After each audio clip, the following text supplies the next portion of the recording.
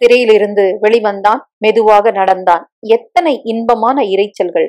தன்னை பார்த்து கொண்டு ஆச்சரியப்பட்டான். முரட்டுக்கதர் அரைக்கை சட்டையும் கால் சராயும் இல்லாமல் அவன் தன் பழைய உடைகளை அணிந்திருந்தான். தலையை தடவி கொண்டான். குல்லாய் இல்லை.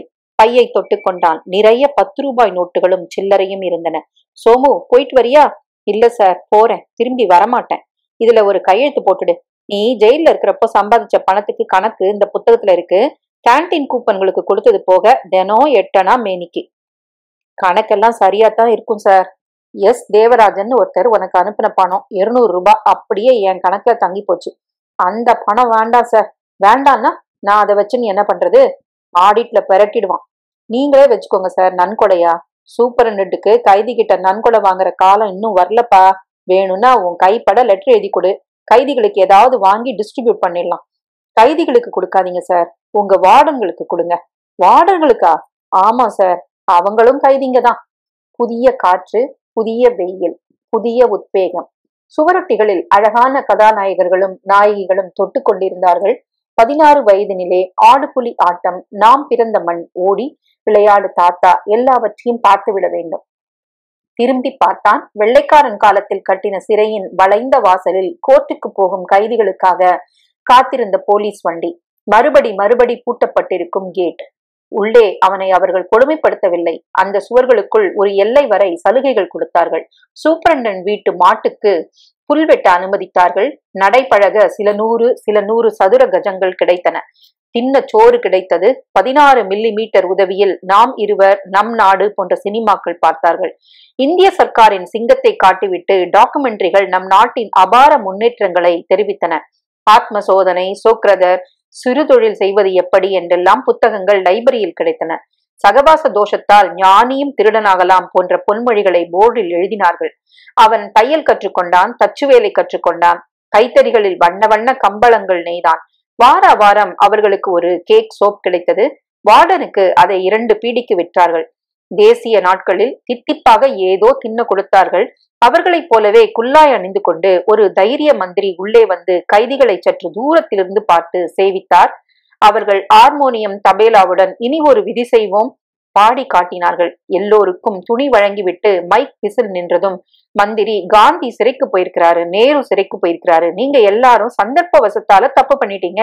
வெளியே உங்களுக்கு மறுவாழ்வு காத்திருக்கு. போனதை மறந்து மன்னிச்சு அணைச்சுக்கொள்ள கரங்கள் காத்திருக்கு என்றதற்கு பதிலாக பின்வரிசையில் ஒரு கைதி பர் என்று ஸ்பஷ்டமாக கூச்சலிட்டான். சிறை மறுபடி வேண்டாம். ஒரு அனுபவம் ஜென்மங்களுக்கு போதும். அடித்தளத்தில் இருக்கும் மூர்க்கத்தனங்களையும் லஞ்சத்தையும் வெறுப்பையும் வேதனையையும் ஹோமோசெக்சுவாலிட்டியையும் சந்தித்தாகிவிட்டது. சோமு பர்றா எப்படி இருக்கான்? நெத்தில ஒரு பொட்டு வச்சு காதுல ஒரு பொட்டு வச்சுட்டா பர்றா. டே, அப்படியே துப்பட்டிய தாவணி மாதிரி கட்டிக்கிட்டா சோமு கண்ணு கிட்டவாடி. சலூனுக்கு போய் சவரம் செய்து கொண்டான். செருப்பு வாங்கி கொண்டான். சிவப்பாக சென்ற பஸ்களில் ஒன்றில் மயிலாப்பூருக்கு விசாரித்து ஏறிக்கொண்டான். அங்கே அவள் இருப்பாளா? என்ன? அன்புள்ள மீனு, உனக்கு காகிதம் எழுதி பதில் இல்லாம நான் சோர்ந்து போயிருக்கிறேன். என்ன நீ பார்க்க வரதில்ல. காகிதமால எழுதக்கூடாதா? நான் உனக்கு தகுந்த புருஷன் இல்லாவிட்டாலும் என் குழந்தைய பார்க்க கூட எனக்கு கொடுத்து வைக்கலையா? நான் செஞ்ச குற்றத்துக்கு சிறை தண்டனை போதாதா? நீ வேற கண்டிப்பியா? எனக்கு பல வாரங்களாக உடம்பு சரியில்லை. 4 நாள் ஜெயில் ஆஸ்பத்திரியே படுத்திருந்தேன். இத தந்தி போல பாவித்து உடனே லெட்டர் போடு. நான் பரோலுக்கு மனு போட்டிருக்கேன். ஓடி வந்து ஒரே ஒரு தடவை உன்னை பார்த்துட்டு போயிடுறேன். உனக்கு என் அன்பு முத்தங்களுடன், உன்னை என்னைக்கும் மறவாத சோமு. விலாசதார் இல்லைன்னு திரும்பி வந்த கடிதத்தை பையில் போட்டுக்கொண்டான். எங்க போயிருப்பாள்? யாருக்கு தெரியும்? ஜகனுக்கு தெரிந்திருக்கலாம். இல்லை, பேட்டையிலே விசாரிக்கலாம். பெண்கள் சீட்டில் உட்கார்ந்திருக்கிறாளே அசப்பில் அவள் போல்தான் இருப்பாள். அவள் கொஞ்சம் நிறக்குறைவு. சடை நீளமாக இருக்கும். பிள்ளை பெற்றாலும் வயிறு அடங்கியே இருந்தது. நடந்தால் மார்பு மிதக்கும். எத்தனையோ நாட்களுக்கு முன் தொட்ட மனைவி. வீட்டுக்கு போனதும் நேரா பொண்டாட்டி மேல பாய்வ. என்ன சோமு? அப்புறம்தான பாக்கி எல்லாம். அதுக்கு முன்னால சோமு கண்ணு.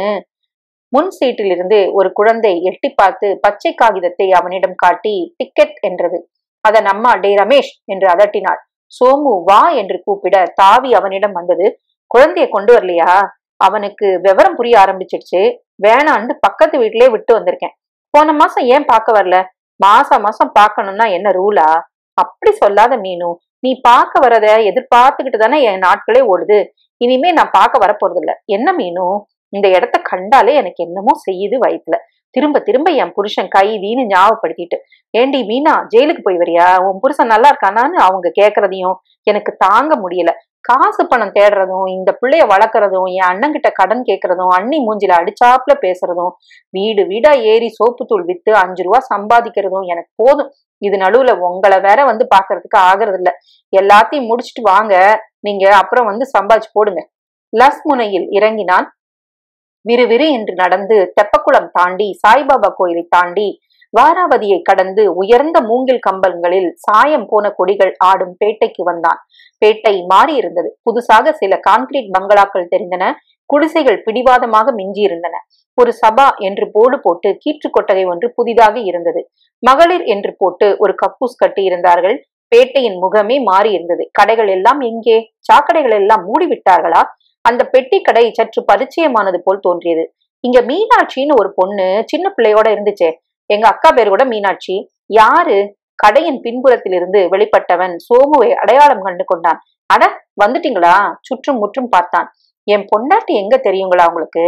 அவங்க அப்பவே காலி பண்ணிட்டு போயிட்டாங்களே. எங்க தெரியுமா? தெரியாதுங்களே. பாவம், கஷ்டப்பட்டது சின்ன குழந்தைய வச்சுக்கிட்டு. அண்ணன் வீட்டுக்கு போயிருக்குமோ? இருக்கலாம். நம்ம கடையில கூட பாக்கி இருக்குது, 1 மாசத்துல வந்து குடுத்துட்டு போறேன் கோவாலுன்னு சொல்லிட்டு போச்சு. அப்புறம் காணல. எவ்வளவு பாக்கி? 45. 45 ரூபாயை எண்ணி கொடுத்து விட்டு நடந்தான்.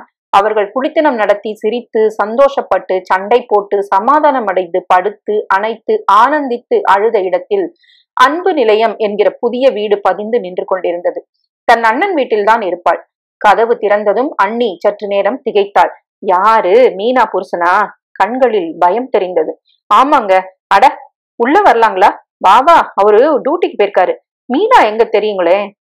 மீனா எங்க தெரியுங்களா? தெரியாதே. இங்க வரலையா? நீ போனதும் ஒரு 4-5 மாசம் இங்கதான் இருந்துச்சு. கஷ்டமோ நஷ்டமோ இருக்கிறதால ஏதோ பங்கு போட்டுக்கிட்டு சோறு போட்டுக்கிட்டு தான் இருந்தோம்.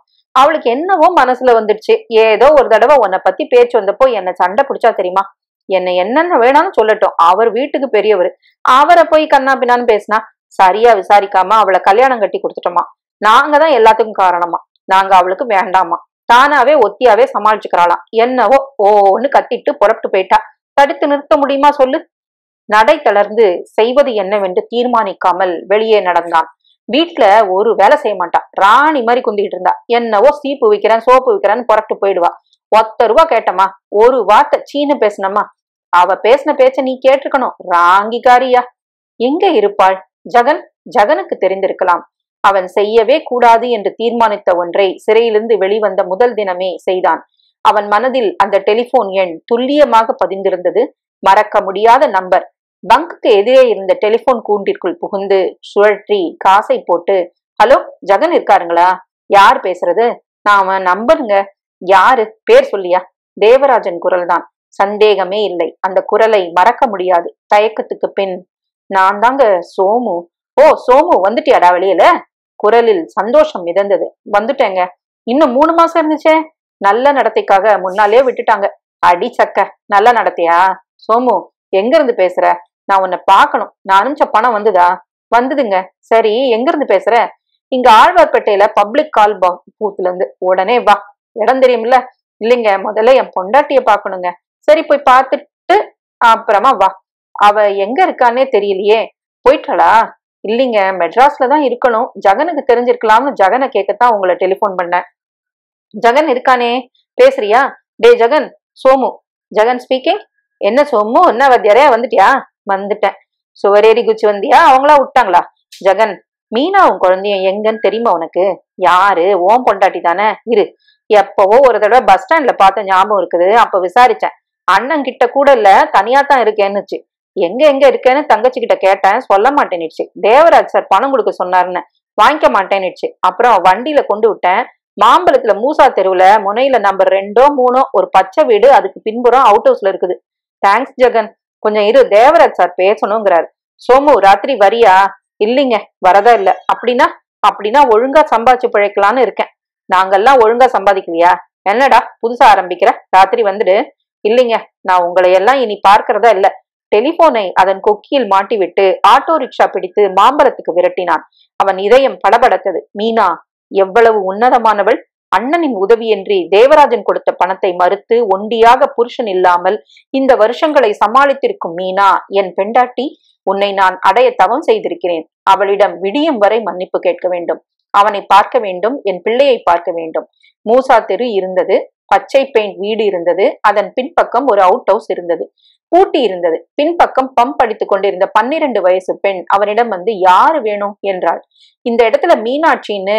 மீனாக்காவா? இங்கதான் இருக்காங்க, வெளியில போயிருக்காங்க. நீங்க யாரு? நானு பாப்பா. உன் பேர் என்ன? தமிழரசி. மீனாக்கா சுகமா இருக்காங்களா? அவங்க பையன் எப்படி இருக்கான்? முருகன் தானே? ஆமா ஆமா, நல்லா இருக்கானே. முருகுன்னு நான் கூப்பிடுவேன். எத்தனை உயரம் இருக்கான்? இத்தனை என்று அவள் கை காட்டிய உயரத்தில் மானசீகமாக தன் பிள்ளையை பார்த்தான். வளர்ந்து விட்டான். பேசுறானா? நல்லா பேசுறான். மச்சான பாத்தீங்களா? பாடுவான். தமாஷு. மீனாக்கா எப்படி இருக்காங்க? அவங்க காலையில போனா அதோ வராங்களே. மீனா குழந்தை அவள் விரலை பிடித்து கொண்டு தக்கா புக்கா என்று நடந்து வர அவன் மனைவி மீனாட்சி. அவர்களை பார்த்ததும் சோமுவுக்கு கண்களில் நீர் முட்டியது. மீனாட்சி அவனை பார்த்தாள். உடனே அவள் பார்வை சரிந்தது. அடே அப்பா, என்னம்மா வளர்ந்துட்டான். தன் பிள்ளையை அலக்காக தூக்கி உயரே எடுத்து கொண்டு போய் அவன் முகமெல்லாம் முத்தமிட்டு அணைத்து கொள்ள குழந்தை வீறிட்டு அலறியது. விடுங்க, பயந்துக்குவான் என்று அவனை பிடுங்கி கொண்டாள். டே, நான் ஒப்பாடா, பயப்படாதடா, நான் ஒப்பாடா. முருகனின் சோமுவிடம் சாயல் அழுத்தமாக இருந்தது. சின்ன வயசில் கன்னத்தின் உப்பலில் அந்த அடையாளங்கள் மறைந்திருந்தன. இப்போது காதின் மடிப்பு, உதடுகள், மூக்கு நுனியின் அவசரமான மேல் நோக்கிய திருப்பம் எல்லாவற்றிலும் சோமு தன்னை மறுபடி கண்டான். இவங்க யாருக்கா? முருகனோட அப்பாவா? மிலிட்டரியில இருக்காங்கன்னு சொன்னீங்களே. தமிழரசி, நீ வீட்டுக்கு போயிட்டு அப்புறம் வரியா? பாடம் இன்னைக்கு பாடம் கிடையாது, நீங்க உள்ள வாங்க என்றாள். உள்ளே நுழைந்தான். சின்ன அறையில் நடைவண்டி, லலிதா பார்மசியின் கேலண்டர், ஒரு ஸ்டூல், அதில் போய் உட்கார்ந்தான். நாடாக்கட்டிலில் ஒழுங்காக சுற்றப்பட்டிருந்தது படுக்கை. முருகன் அவனை சந்தேகத்துடன் பார்த்து கொண்டு அவனிடமிருந்து எவ்வளவு தள்ளி நிற்க முடியுமோ அவ்வளவு ஓரத்தில் நின்றான். மூலையில் ஒரு கெரசின் ஸ்டவ் இருந்தது. அதன் பக்கத்தில் பாத்திரங்கள் சுத்தமாக கவிழ்த்திருந்தன. ஜன்னலில் ஓவல்டின் டப்பாவில் மண் நிரப்பி அதில் ஒரு செடி, ஒரு மலர். டப்பாவை நகர்த்திவிட்டு ஜன்னல் கதவை சாத்தினாள். அரை வாசற்கதவையும் சாத்தி தாளிட்டாள். ஏன் மீனா, எல்லா கதவையும் சாத்திவிட்ட? அவள் பதில் சொல்லாமல் அறையின் மற்றொரு மூலையில் இருந்த கொடியில் தொங்கிய உலர்ந்த துணிகளின் அரைகுறை திரைக்கு பின் சென்று தன் பூ போட்ட புடவையை களைந்து உதறினாள். பச்சை ரவிக்கையை கழற்றினாள். கொடியில் இருந்த மாற்று உடைகளை கவர்ந்து அணிவதற்குள் அவள் உடலின் வடிவங்களில் சலனத்தில் நிஜம் அவனை தாக்கியது. இன்று இரவு.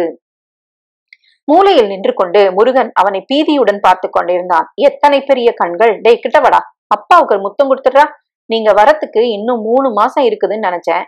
நல்ல நடத்தைக்காக முன்னாலேயே விட்டுட்டாங்க என்று சொல்லிவிட்டு கூடுதலாக மிலிட்டரியில என்றான். என் புருஷன் ஜெயில இருக்காருன்னு சொன்னா தங்கறதுக்கு இடம் கொடுப்பாங்களா? பரவாயில்ல மீனா. மீனா, நீ எப்படி இருக்கிற? அதான் பாக்குறீங்களே. டே வாடா, கிட்டக்கு வாடா குட்டி பையா, தங்க கட்டி பையா. கிட்ட சென்றான். மகன் ஒரே ஓட்டமாக அம்மாவின் பின்னால் மறைந்து கொண்டு எட்டி பார்த்தான். சொல்லு மீனா, நான் யாருன்னு அவனுக்கு சொல்லு மீனா. இனிமே நீ என்னை பத்தி தைரியமா சொல்லலாம், அவமானப்பட வேண்டாம். சாப்பிட்டீங்களா? சாப்பிட்டேன். எப்படி நான் இருக்கிற இடத்த கண்டுபிடிச்சிங்க? ஜகன் சொன்னான். ஜகனா? யார் அது? என் பழைய சிநேகிதன். வந்த அன்னைக்கே பழைய சிநேகிதமா? சச்ச, நான் மயிலாப்பூர் போய் முதல்ல பழைய இடத்துல விசாரிச்சேன். அங்க தெரியாதுன்னுட்டாங்க. அப்புறம் உங்க அண்ணன் வீட்டுக்கு போனேன். சரிதான் என்று தலையில் தட்டி கொண்டு, அங்க எதுக்கு போனீங்க? நீ எங்க இருக்கிறன்னு தெரியாம தவிச்ச மீனு. லெட்டர் எழுதுறதில்ல, பார்க்கவும் வரதில்ல. நான் எப்படி உன்னை கண்டுபிடிக்கிறது? நானே உங்களை வந்து மாலை போட்டு அழைச்சிட்டு போலான்னு இருந்தேன். நீங்க தான் சீக்கிரம் வந்துட்டீங்க. அந்த வாக்கியம் அவனுக்கு உரைத்தது. அண்ணி என்ன திட்டி இருக்குமே. திட்ட விடுவனா? உன்னை யாராவது திட்டினா அவங்கள அப்படியே பழைய மாதிரியே பேசுறீங்க. இல்ல மீனு, மாறிட்டேன். சந்தோஷம் என்றாள், குரலில் சந்தோஷம் இல்லாமல். அங்கேயும் இல்லைன்னு தெரிஞ்சப்புறம் எனக்கு ஒரு மாதிரி ஆயிடுச்சு. ஒருவேளை ஜகனுக்கு தெரிஞ்சிருக்கும்னு அவன் கூட டெலிபோன்ல பேசினேன். அவருக்கு நான் இருக்கிற இடம் எப்படி தெரியுமா? ஒரு தடவை கார்ல கொண்டு விட்டானவன்ல. ஓ, அந்த ஆளா? மீனு வருஷங்களுக்கு அப்புறம் அவளை முதல் தடவையாக தொட்டான். முழங்கைக்கு மேலே அவளை பிடிக்க போது விரல்கள் அவள் மார்பில் பட்டன. விடுங்க என்று உதறினாள். விடவில்லை. கட்டிப்பிடித்தான். உதட்டில் குறிவைத்த முத்தம் கழுத்தில் பதிந்தது. விடுங்க, விட்டுருங்க என்று அவனை தள்ளினாள். முருகன் வீறிட்டான். அவனுள் ஒரு கணம் அந்த மூர்க்கத்தனம் தலை நீட்டியது. ரத்தத்தை பார்த்த சூப்பரன், மை காட், என்னடாச்சு? எதானடா குத்துன? வார்டன் எங்கடா? கார்பெட் நெசவிற்காக கொடுக்கப்பட்ட ஊசி அவன் கையில் இன்னும் இருந்தது. எதிரே ஜெயபாலன் முகத்தில் இரத்த கொட்டுடன் கீறலுடன், டே சோமு, நீ இந்த வார்டை விட்டு போறதுக்குள்ள உன்னை கொன்னு போட்டு கீமா பண்றேன்டா. உன் கண்ணிலே குத்துறான்லாம் இல்லையா பாரு.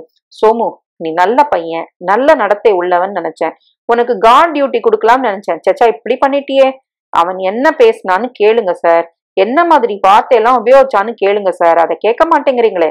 பேச்ச ஒழிங்கடா, இல்ல பேச்சோட நிறுத்துங்கடா, சாவுகிறாக்கீங்களா. சோமு, கண்டம் வார்டுக்கு நீ போனதில்ல. 3 நாள் தனியா அங்க இருந்து பார், புத்தி வருதா பாக்கலாம். கண்டம் வார்டு, எழும்போது படுக்கும், எப்போதும் ஞாபகார்த்தமாக ஒலித்த கைகள், கால் விலங்குகள். தனி அறை, அறைக்குள்ளேயே ஒரு சும்மோடு. இரவு முழுக்க இருட்டு, பகலில் ஒரே ஒரு சதுர அடிக்கு நீலவானம் காட்டிய ஜன்னல். விட்டு விட்டான். சாரி மீனா என்றான். அவள் தன் புடவையை சரி செய்து கொண்டு, எனக்கு அப்பெல்லாம் உங்கள்கிட்ட பயம் இல்ல, நீங்க என்ன அடிச்ச போது கூட பயப்படல, இப்ப பயமா இருக்குது என்றாள். மீனா, நான் அவசரப்பட்டேன். நீ என்கிட்ட எந்த விதத்திலையும் பயப்பட வேண்டாம். முதல்ல என்கிட்ட உனக்கு நம்பிக்கை வரணும். அதுக்கு நான் உனக்கு நல்ல புருஷன்னு நெருஞ்சு காட்டணும். அதுக்கு முன்னால நான் இப்படி பாஞ்சிருக்க கூடாது. எனக்கு தெரியுது மீனா, ஆனா இத்தனை வருஷமா உன்னை தொடாம நீ எப்படி இருப்பேன்னு உன்னை தொட்டு பார்த்ததெல்லாம் தினம் மனசுல நினைச்சு பார்த்து ஆசை போட்டுவிட்டு இப்ப நீ எதிர நிக்கிறப்போ என்னால என்னை கட்டுப்படுத்த முடியல. என்னை மன்னிச்சிடு. எனக்கு ஒரே குழப்பமா இருக்குது. வேணாம் மீனா, இனிமே அந்த மாதிரி நடக்காது. காசு வச்சிருக்கீங்களா? இருக்கு. எவ்வளவு வேணும்? குழந்தைய பார்க்க வந்தீங்களே, ஏதாவது மிட்டாய் கிட்டாய் வாங்கிட்டு வந்துருக்கலாம்ல. எப்படி ஓட்டுவான்? சேச்சா, எப்படி ஒட்டுவான்? சேச்சா, எனக்கு தோணல மீனா. அவனுக்கும் உனக்கும் ஏதாவது வாங்கிட்டு வந்திருக்கலாம். எல்லாம் புதுசா இருக்கு பாரு. வெளியில வந்த பிரமிப்பு இன்னும் எனக்கு விலகல. வா, வெளியே போய் சாப்பிடலாம், பேசலாம், சினிமா பார்க்கலாம், சின்னவனுக்கு சட்டை எடுக்கலாம். எவ்வளவு ரூபா வச்சிருக்கீங்க? 300 சொச்சம். ஏது? ஜெயில வேலை செஞ்சதுக்கு காசு. வச்சுக்கங்க, அனாவசியமா செலவழிக்காதீங்க, தேவைப்படும். இல்ல மீனா, பையனுக்கு சட்டையும் உனக்கு புடவையும் வாங்கத்தான் போறேன். நாளைக்கு வாங்கிக்கலாம், கொஞ்சம் இருங்க. பால் வாங்கி வச்சிருப்பாங்க, வாங்கிட்டு வந்துடுறேன். குழந்தை அவளுடன் அலறி அடித்து கொண்டு ஓடியது. காஃபி குடிக்கும் போது, நான் இத்தனை நாள் என்ன செஞ்சேன், எப்படி சமாளிச்சேன்னு நீங்க கேட்கவே இல்லையே என்றாள். கேக்குறது எனக்கு குற்றமா படுது. ஏதோ சோப்புத்தூள் வித்துக்கிட்டு. சோப்புத்தூள் வித்தேன், வீட்டு வேலை பண்ணேன், அட்டைப்பட்டியில மருந்து அடைச்சேன், பிள்ளைங்களை கொண்டு போய் விட்டேன், புடவை கடையில வித்தேன், 100 வேலையாவது பார்த்திருப்பேன். என்ன மன்னிச்சிடு மீனா. யாரையும் மன்னிக்க வேண்டாம், என் விதி. நாளையில இருந்து நீ வேலைக்கு போவேனா. பணம் சம்பாதிக்கிறது அவ்வளவு சுலபம் இல்ல என்றாள். அவன் திடீரென்று அவள் அழ ஆரம்பித்தாள். சற்று நேரத்தில் முருகனும் அவளுடன் சேர்ந்து கொண்டான். அவள் மூக்கை கசக்கி கொண்டு சிவந்த கன்னங்களுடன் கண்ணீரை நிறுத்தி கொண்டு பிள்ளையை சமாதானப்படுத்தினாள். வேண்டாண்டா கண்ணா, வேண்டாம் என்று அவனை அணைத்து பிஸ்கட் கொடுத்து விளையாட்டு காட்டி சிரிக்க வைத்தாள். சோமு பார்த்து கொண்டே இருந்தான். அவன் மகன் மெதுவாக தைரியம் பெற்று சோமுவை காட்டி முதல் தடவையாக பேசினான். இவன் யாரு? ராத்திரி படுத்த போது வினோதமாக புதிதாக இருந்தது. பக்கத்து கைதிகளின் குரட்டை இல்லை, திடீரென்று அலறல் இல்லை. பதிலாக வெளியே சுதந்திர நகரத்தின் குரல்கள் கேட்டன. மணி அடித்துக் கொண்டு வண்டி சோன்பப்படி விற்கும் சப்தம், கண்ணம்மாப்பேட்டை தச்சன் ஒருவன் குடித்துவிட்டு தெருவெங்கும் தன் பெண்டாட்டியை அவதூறாக பேசிக்கொண்டு சென்ற சப்தம், விவித் பாரதியின் சினிமா சப்தம், ஆட்டோ ரிக்ஷாவின் தூரத்து முனகல், ஸ்கூட்டர்கள், சைக்கிள். மணி தூங்கிவிட்டான். நீண்ட நேரம் அந்த டாக்ஸியோ காரோ திரும்ப திரும்ப ஹார்ன் அடித்துக் கொண்டிருந்தது. விழித்து கொண்டு விட்டான். மீனா குழந்தையுடன் கீழே படுத்திருக்க கட்டிலிருந்து 2-3 தடவை மீனு என்று கூப்பிட்டு பார்த்தான். பதில் இல்லை. சற்று நேரத்தில் அவளே எழுந்து வந்தாள். பெரிய கியூ வரிசையில் நின்று கொண்டான். நிற்பவர்களிடம் ஒரு அரை டிராயர் சிறுவன் டைம் பாஸ் கடல சார் என்று விற்றுக் கொண்டிருந்தான். மரத்தடியில் உட்கார்ந்து ஃபார்ம் திருப்பி தர நான் வாங்கிட்டு இருந்தான் ஒருவன். கியூ சோம்பேறித்தனமாக நகர்ந்தது. பெரும்பாலும் இளைஞர்கள், காலில் செருப்பு இல்லாதவர்கள், சவரம் செய்து கொள்ளாதவர்கள், தலைமயிர் நிறைய வளர்த்தவர்கள், எல்லோரும் வேலை இல்லாதவர்கள். சர்க்கார் ஆபீஸிற்கு உள்ள அத்தனை குணாதிசயங்களும் இருந்தன. வீடு ஆபீஸாக மாற்றப்பட்டு கக்கூசை கூடாரமாக செய்துவிட்டு அதில் ஃபைல்கள் குவிந்திருந்தன. ஒட்டடை அடிக்காத உத்திரம், புராதான நாற்காலி, மேஜைகள். முகத்தில் சிரிப்பே இல்லாத கிளார்க்குகளின் ஒருத்தர் சோமு நிரப்பியிருந்த பாரத்தை திருப்பி திருப்பி பார்த்தார். சர்டிபிகேட் எங்க என்றார். என்ன சர்டிபிகேட்? நீ போன வருஷம் 3 வருஷமா எங்க இருந்த? சோமு திடுக்கிட்டான். இங்கதாங்க, மெட்ராஸ்ல தானே இருந்த. ஆமாங்க. அதுக்கு ஆதாரமா ஒரு சர்டிபிகேட் வேணும். நீ ஷெட்யூல் காஸ்டா? இல்லைங்க. உங்க அண்ணன், தம்பி, கவுன்சிலர் யாராவது ஸ்திரமா மெட்ராஸ்ல வேலை செஞ்சிட்டு இருக்கிறவங்க, அவங்க கிட்ட இருந்து போன 3 வருஷம் நீ இங்கதான் இருந்தேன்னு சர்டிபிகேட் வேணும். படிச்சது எங்க? திருச்சியிலங்க. எஸ்எஸ்எல்சி புத்தகம் இருக்கா? வீட்டுல இருக்குதுங்க. Tailoring, carpentry. இது என்ன கார்பெட்? கார்பெட் வீவிங், கம்பளம் நெசவு, அது கூட செய்வேங்க. தையல் நெசவுக்கெல்லாம் ஃபேக்டரிகள்ல எடுத்துக்க மாட்டாங்க. கார்பென்ட்ரி, ஐடிஐ மாதிரி ஏதாவது சர்டிபிகேட் வச்சிருக்கியா? இல்லைங்க. தச்சர் ஜாதியா நீ? இல்லைங்க. சரி, எல்லா சர்டிபிகேட்டும் அட்டாச் பண்ணி கொண்டு வா முதல்ல. ரெஜிஸ்டர் பண்ணிக்கலாம், அப்புறம் ஏதாவது சான்ஸ் வருதான்னு பாக்கலாம். தையல் தெரியுங்கிற, பேசாம ஒரு மிஷினை வாங்கி ஒரு கடை ஆரம்பிச்சு நல்ல வருமானம் வரும். கையில் பாரத்துடன் வெளியே வந்தான். என்ன பிரதர், ரெஜிஸ்டர் ஆலியா? ஷோக்காக ஒரு இளைஞன் நின்று கொண்டிருந்தான். கட்டை விரலுக்கும் ஆள்காட்டி விரலுக்கும் இடையில் சிகரெட்டை பிடித்து கொண்டு அதை சாம்பிள் பார்த்துவிட்டு எரிந்துவிட்டு சோமுவின் மனசை சொந்தமாக்கி கொண்டு அதை நோட்டம் விட்டு, கொஞ்சம் தனியா வாங்க பிரதர் என்றான். மரத்தடிக்கு அழைத்து போய் வேறு எங்கோ பார்த்து கொண்டே பேசினான். முதல்ல ரெஜிஸ்ட்ரேஷன் ஆகிறதுக்கு ரொம்ப நாள் ஆகும், வேணும்னா நாளைக்கே ரெஜிஸ்டர் பண்ணி கார்டு வாங்கிக்கலாம். சர்டிபிகேட் கேட்டாங்களே, 1000 சர்டிபிகேட் நான் தரேன், அதெல்லாம் நம்மகிட்டே விட்டுடுங்க, நாளைக்கு காலையில டான்னு கார்டு கிடைச்சிடும் உங்களுக்கு. எவ்வளவு? 300 ரூபாய் தரணும். இப்ப தர வேண்டாம், கை மேல சர்டிபிகேட்டை வாங்கிக்கிட்டு அப்புறம் கொடுத்தா போதும் என்று அவன் மனுவை மடித்து தன் பைக்குள் போட்டு கொண்டான். சோமு நிதானமாக வேண்டாம் என்றான். என்ன வேண்டாம்? ரெஜிஸ்ட்ரேஷன் வரப்போ வரட்டும் என்றான். வருஷக்கணக்குல ஆகும். ஆட்டும், இப்ப ரெஜிஸ்ட்ரேஷன் வாங்கிக்கிட்டா கை மேல ஒரு வேலை இருக்குது, போலீஸ் டிபார்ட்மெண்ட்ல சேஃப் இன்ஸ்பெக்டர். 2000 ரூபாய் கொடுத்தா அப்பாயின்மெண்ட் ஆர்டர் கையில. என்ன பிரதர், இவ்வளவு தூரம் ரெஜிஸ்ட்ரேஷன் வேலை எல்லாம் வாங்கி கொடுக்குற அந்தஸ்துல இருக்கிற நீ ஏன் சிங்கி அடிச்சுக்கிட்டு மாமா வேலை பண்ணிக்கிட்டு இருக்க? நீயே நல்ல வேலைக்கு போறது தானே. கொஞ்சம் தனியா வாங்க. இந்த பக்கம் பார்த்தான். இந்தா 300 ரூபாயில எனக்கு எவ்வளவு கிடைக்கு தெரியுமா? 5 ரூபாய். பாக்கி எல்லாம் அங்க பட்டுவாடா ஆகுது, மேல இருந்து கீழே வரைக்கும். வேண்டாம், நான் லஞ்சம் கொடுக்கறதா இல்ல. இதுக்கு பேரு லஞ்சம் இல்ல, மாமூலு. மாமூலோ லஞ்சமோ நான் தரதில்ல. அப்போ 5 ரூபாய் கொடு. எதுக்கு? உனக்கு இத்தனை தகவல் கொடுத்ததுக்கு. என்ன மேன் விளையாடுற? உன் கூட பேசிட்டு இருந்த நேரத்துல 50 ரூபாய் பண்ணிருப்பேன், எடு 5 ரூபாய. சோமு உடனே, இத பாரு, நான் யாருன்னு தெரியாது உனக்கு என்றான். யாரா இருந்தா எடு ரூபாய, அப்புறம் எனக்கு கெட்ட கோபம் வரும். முடியாது என்று நடந்தான். அவன் சோமுவை கையை பிடித்தான், இழுத்தான், சட்டையை பிடித்தான். பேமானி பையா, ஏமாத்திட்டு ஓடுறியா என்றான். சோமுவின் முகத்தில் ரத்தம் பாய்ந்தது. அந்த இளைஞன் அவனுக்கு நிகரல்ல. அவனை இழுத்து மண்ணில் புரட்டி பல்லில் அடித்து சட்டையை தாறுமாறாக கிழித்து விட்டு கூட்டத்தை விலக்கிவிட்டு நிதானமாக நடந்தான். அவன் மதச்சோன், உன்னை ஜில்லாவா துரத்தி நம் ஆளுங்களை வச்சு வெட்டி புதைச்சு என்று சபதமிட்டான். கோபத்தை கட்டுப்படுத்த அவனுக்கு 5 ரூபாய் கூட கொடுத்திருக்கலாம். இந்த மாதிரி கோபத்தால் என் காரியம் எதுவும் நடக்காது. சூப்பரண்ணன் எவ்வளவு தடவை சொல்லியிருக்கார். கஞ்சா அடிப்பியா? ஓ அடிப்பேன். காஜா அடிக்கிறதுக்கு தான் எங்களுக்கு ஆள் வேணும். தையலுக்கு நிறைய ஆள் இருக்காங்க. எவ்வளவு தருவீங்க? ஒரு நாளைக்கு 1.5 ரூபாய், அப்புறம் ஒரு டீ. வேண்டாங்க என்று சிரித்தான். இப்படியே நேர போனா டீலக்ஸ் டெய்லரிங் ஹவுஸ்னு இருக்கு, அங்க ஆள் வேணும்னாங்க. டீலக்ஸ் டெய்லரிங் பூட்டி இருந்தது. சோமு வீட்டுக்கு திரும்பி வந்த போது வாசலில் ஒரு கார் காத்திருந்தது. ஜகன் நின்று கொண்டிருந்தான். கார் பளபளவென்று இருந்தது. உள்ளுக்குள்ளே ரேடியோவெல்லாம் வைத்து பற்பல அலங்காரங்களுடன் இருந்தது. ஹாரனை அழுத்தினால் பாட்டு பாடும் போல் இருந்தது. தேவராஜன் காராகத்தான் இருக்க வேண்டும். உள்ளே சோமுவின் பிள்ளை உட்கார்ந்திருந்தான். காரின் உள்மெத்தையில் சுகத்தில் குதித்து கொண்டு சிரித்து கொண்டிருந்தான். ஜகன் புதிதாக மீசை வைத்திருந்தான். என்ன வத்தியார, எங்க போயிட்டு வர என்றான். சோமு தன் மகனை இறங்கடா என்றான். சின்ன குழந்தை, விளையாட்டு போது, இருக்கட்டும். என்ன விஷயம் ஜகன், நீ எங்க போயிட்டு வர அத சொல்லு. வேலை கலைஞ்சிட்டு வரேன். கட்டிச்சா? இல்ல. சரி, போய் ட்ரெஸ் பண்ணிட்டு வா, தேவராஜ் கூட்டி வர சொன்னாரு. எதுக்கு? சும்மா உன்னை பாக்குறதுக்கு, பார்த்து ரொம்ப நாளாச்சு இல்ல. சோமு வெளியே வந்திருக்கான், அவனை நம்ம பார்க்க வேணாமாடா ஜெகன்னாரு. அவனுக்கு ஏதாவது வேலையா இருக்கும், கூட்டி வாடான்னாரு. எனக்கு அவர்கிட்ட எதுவும் தேவையில்லை. அட, தேவையில்லாட்டி போகுது, வந்து பார்த்துட்டு போக கூடாதா? வேலை கழியிறியே, தேவராஜன் சார் கொடுக்க மாட்டாரா? எனக்கு அந்த வேலை தேவையில்லை. என்ன சோமு ஒரு மாதிரி பேசுற? இப்பெல்லாம் பழையபடி இல்ல, எல்லாம் மாறி போச்சு. அந்த விவகாரமே எல்லாம் பந்து. நீ ஒரு வாட்டி வந்து பாரு. தேவராஜ் சார் செயலா இருக்காரு, பெரிய மனுஷன் ஆயிட்டாரு. அவரை கௌரவ மேஜிஸ்ட்ரேட் ஆக்க போறாங்க. என்ன நீ? நான் இன்னொரு சமயம் வரேன் ஜெகன், இப்போ எனக்கு கொஞ்சம் ஜோலி இருக்குது. ஜெகன் அவனை ஒரு மாதிரி பார்த்தான். ஜெகன் அடர்த்தியாக தலைமயிர் வளர்த்து அதை படிப்படியாக அமைத்திருந்தான். உள்ளே முண்டாபணியன் அணிந்து அதன் மேல் வலைபணியன் அணிந்திருந்தான். ஏறக்குறைய பாவாடை போல் பேண்ட் அணிந்திருந்தான். அடர்ந்த புருவங்களின் கீழ் இருந்த கண்களில் ஸ்திரமாக பொய் இருந்தது. உதட்டில் ஸ்திரமாக சிரிப்பு இருந்தது. பருத்திருந்தான். நீ மாறிட்ட சோமு என்றான். அதை கேட்க சந்தோஷம். டே இறங்குடா இறங்கு.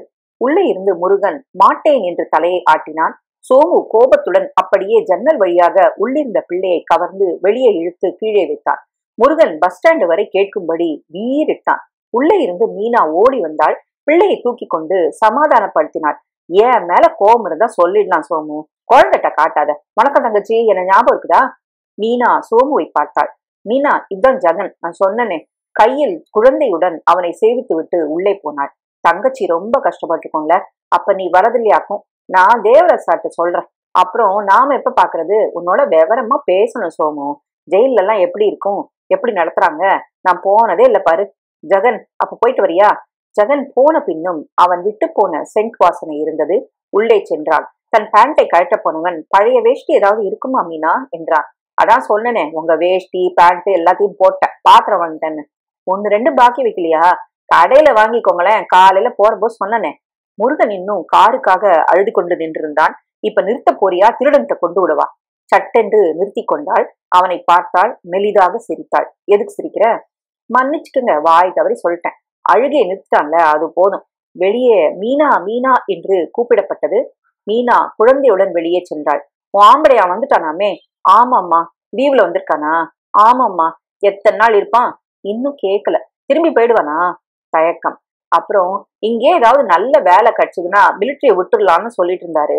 விட்டுட சொல்லாத, வேலை கிடைக்கிறது ரொம்ப கஷ்டம். என் மச்சினம் பிள்ளை ஒருத்தன் அப்படிதான் வேலை கிடைக்காம அல்லாடுறான். மீனா உள்ளே வந்தாள். யார் அது என்றான். பக்கத்து வீட்டுக்கார அம்மா. பாப்பாரவங்க, நல்லவங்க. எதுக்கு அவங்க கிட்ட போய் சொல்லியிருக்க? நான் மிலிட்டரியில இருக்கிறதா? நிஜத்தை சொன்னா இப்படி கிட்ட வந்து பேசுவாங்களா? சொல்லுங்க. ஊருக்கு போயிருக்காருன்னு ஏதாவது சொல்லியிருக்கலாமே. அது மட்டும் பொய் இல்லையா? மௌனமாக இருந்தான். வீட்டுக்காரங்க யாரு மீனா? யாரோ சேட்டு போல இருக்குது. நான் வீட்டுக்காரங்களை பார்த்ததே இல்லை. ஒரு குமாஸ்தா தான் மாசம் மாசம் வந்து வாடகை வாங்கிட்டு போவாரு. தமிழரசி வந்தாள். அக்கா, என் கையில என்ன வச்சிருக்கேன் சொல்லு என்றாள். என்ன சொல்லு? சாக்லேட்டு முருகனுக்கு வாங்கிட்டு வந்தேன். வாடா கண்ணா என்றாள். முருகன் ஓடினான். அவங்க அப்பாவோட பரவாயில்ல என்றாள். சோமுவுக்கு கோபம் வந்தது. ஏதாவது சொல்ல நினைத்து நிறுத்தி கொண்டான். தமிழரசி அவனை பயத்துடன் பார்த்து மீனாவிடம் ரகசியமாக ஏதோ கேட்டாள். மீனாவும் ஆமா என்றாள். என்ன கேக்குறா? நீ இங்கதான் அப்பாவான்னு. அக்கா, நான் ராத்திரி படுக்க வர வேண்டாமா என்றாள். வேணாம் கண்ணு, இனிமே நீங்க தினம் நான் வர வேண்டாமா? வேண்டாம், வேணும்னா சொல்லி அனுப்புறேன். முருகனை கொஞ்ச நாளை அழைச்சிட்டு போட்டுமா? சரி. தமிழரசி முருகனை அள்ளி கொண்டு சென்றாள். புதுசா எல்லாம் வாங்கணும் போல இருக்கு. ஷேவிங் செட்டு, வேஷ்டி, பனியன். என்ன ஆச்சு? இன்னைக்கு ஏதாவது வேலை கிடைச்சதா? எனக்கு தெரிஞ்ச வேலை தையல் மட்டும்தான் மீனும். எம்ப்ளாய்மெண்ட் ஆபீஸ்க்கு போனீங்களா? போனேன். ரெஜிஸ்டர் பண்றதுக்கே லஞ்சம் கேக்குறாங்க. எவ்வளவு? எவ்வளவா இருந்தா என்ன? நான் கொடுக்கறதா இல்ல. பேசாம இருக்கிற பணத்துல ஒரு தையல் மிஷினை வாங்கி போட்டுக்கிட்டு தினம் 2 சட்டை தச்சா கூட 10 ரூபா சம்பாதிக்கலாம். கடை போடுறதா உத்தேசமா? ஆமா. எங்க? இங்கேயேதான். இங்க ஒருத்தரும் வரமாட்டாங்க. பின்பக்கமா இருக்கிற பஜார்ல விசாரிச்சு பாருங்களேன்.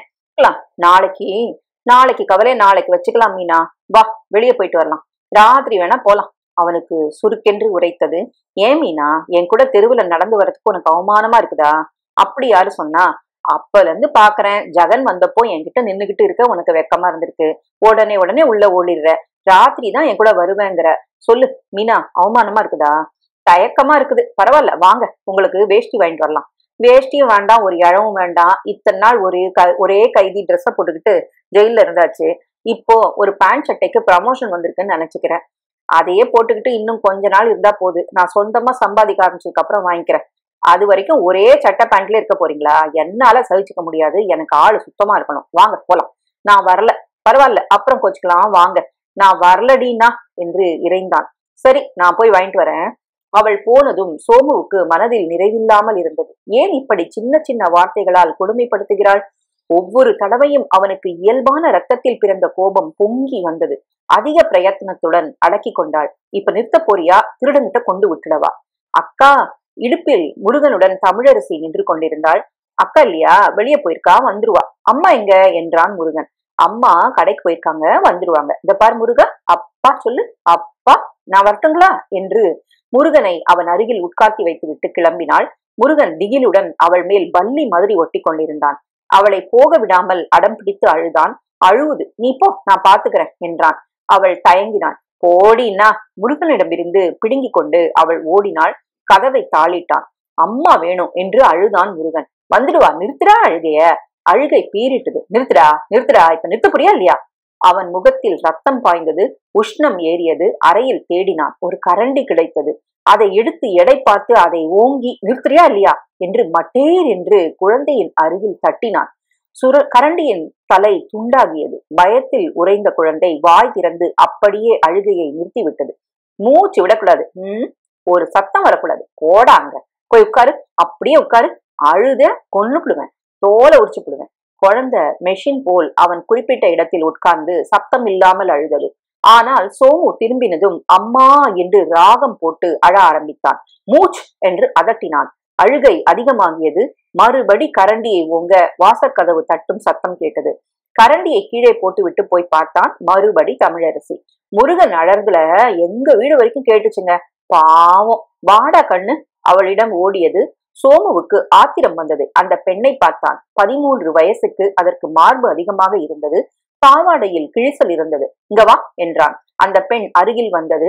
ஏழை சட்டை, பெரிய சட்டை, பின் குத்தி பாதி மூடாமல், கண்ணங்கரேல் என்ற கூந்தல், அதில் ரிப்பன்.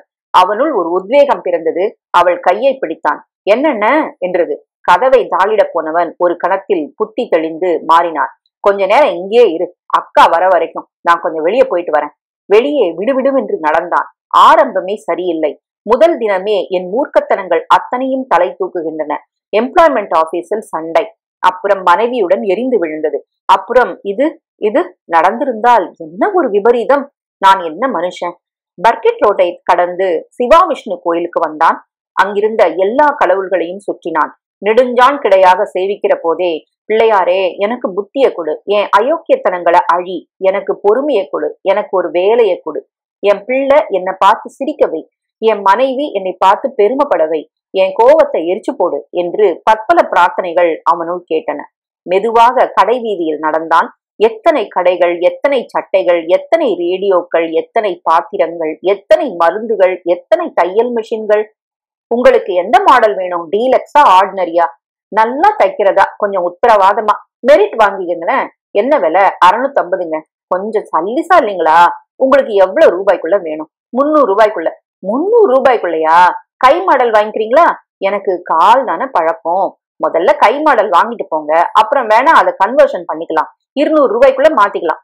தையல் மிஷின் வாங்கின பின் மிச்சம் 90 ரூபாய் இருந்தது. அதில் மனைவிக்கு ஒரு வாயில் சேலையும் பிள்ளைக்கு சட்டையும் சாக்லேட்டும் வாங்கினான். வீட்டுக்கு வந்து ஆட்டோ ரிக்ஷாவுக்கு பணம் கொடுத்ததும் அவனிடம் மிச்சம் 40 பைசா இருந்தது. என்னங்க இது? தையல் மிஷின். இத போய் எதுக்கு வாங்கினீங்க? ஐயோ கருமம் என்று தலையை தட்டி கொண்டாள். என்ன மீனா இது இப்படி கேக்குற? இத வச்சுக்கிட்டு தானே சம்பாதிக்க போறேன். சரி சரி, அப்படி ஓரத்துல வைங்க. அப்புறம் இங்க பாரு. என்ன? புடவை உனக்கு, பையனுக்கு சட்டை, சாக்லேட்டு. பிரிச்சு பார்க்க மாட்டியா? முருகனை அடிச்சிங்களா? இல்லையே. பின்ன தமிழரசி சொல்லிச்சே. எங்க அந்த குட்டி? பொய் சொல்லுது. சும்மா கரண்டியே தரையில தட்டினேன். ஏற்கனவே பயந்து கிடக்குறான்.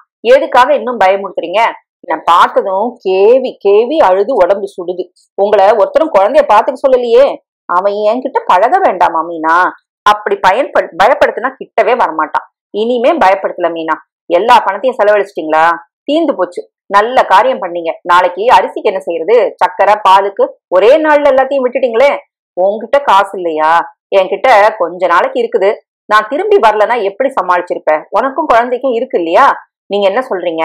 நீ எனக்காக ஒரு காசு செலவழிக்க வேண்டாம். எனக்கு வேலை கிடைச்சு உங்களை காப்பாத்துற வரைக்கும் எனக்காக ஒரு பைசா செலவழிக்க வேண்டாம். இது என்ன வெட்டி வார்த்தை? ஒரே வீட்டுல ஒருத்தருக்கு சாப்பாடு போடாம இருக்க முடியுமா? இந்தாங்க வேஷ்டி, சாப்பிட வாங்க. ராத்திரி வெகு நேரம் விழித்திருந்தான். மீனா முருகனை அணைத்து கொண்டு அந்த பக்கம் திரும்பி படுத்திருந்தாள்.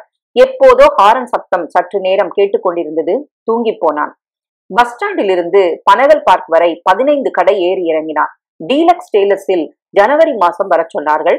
அமர் டெக்ஸ்டைல்ஸில் வாயிற் பக்கம் ஒரு ஓரத்தில் கடை போட்டுக் கொள்கிறேன் என்று கேட்டான். முதலாளி பம்பாய்க்கு போயிருக்கிறதாக சொன்னார்கள்.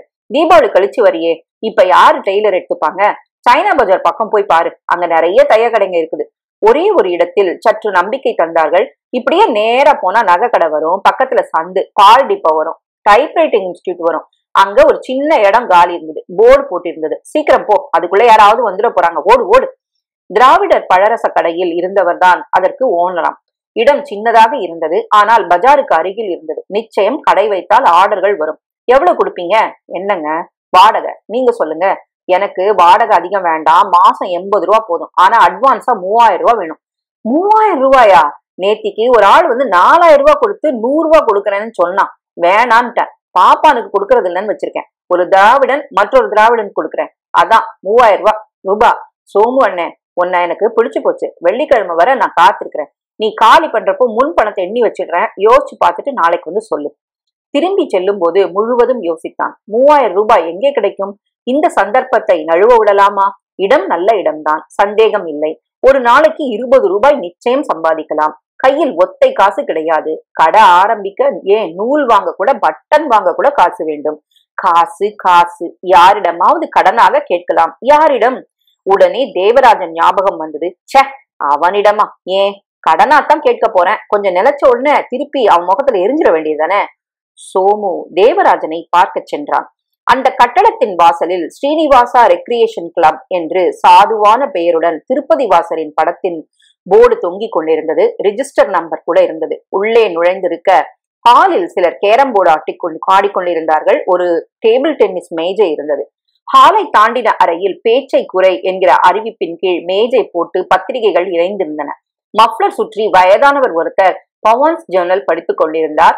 அறையில் காந்தி, புத்தர், ராமகிருஷ்ணன் போன்ற நல்லவர்களின் படங்களுக்கு குறைவில்லை. உபத்திரவம் இல்லாத இந்த பிரதேசங்களை கடந்து சோமு கட்டடத்தின் பின்புறம் சென்றான்.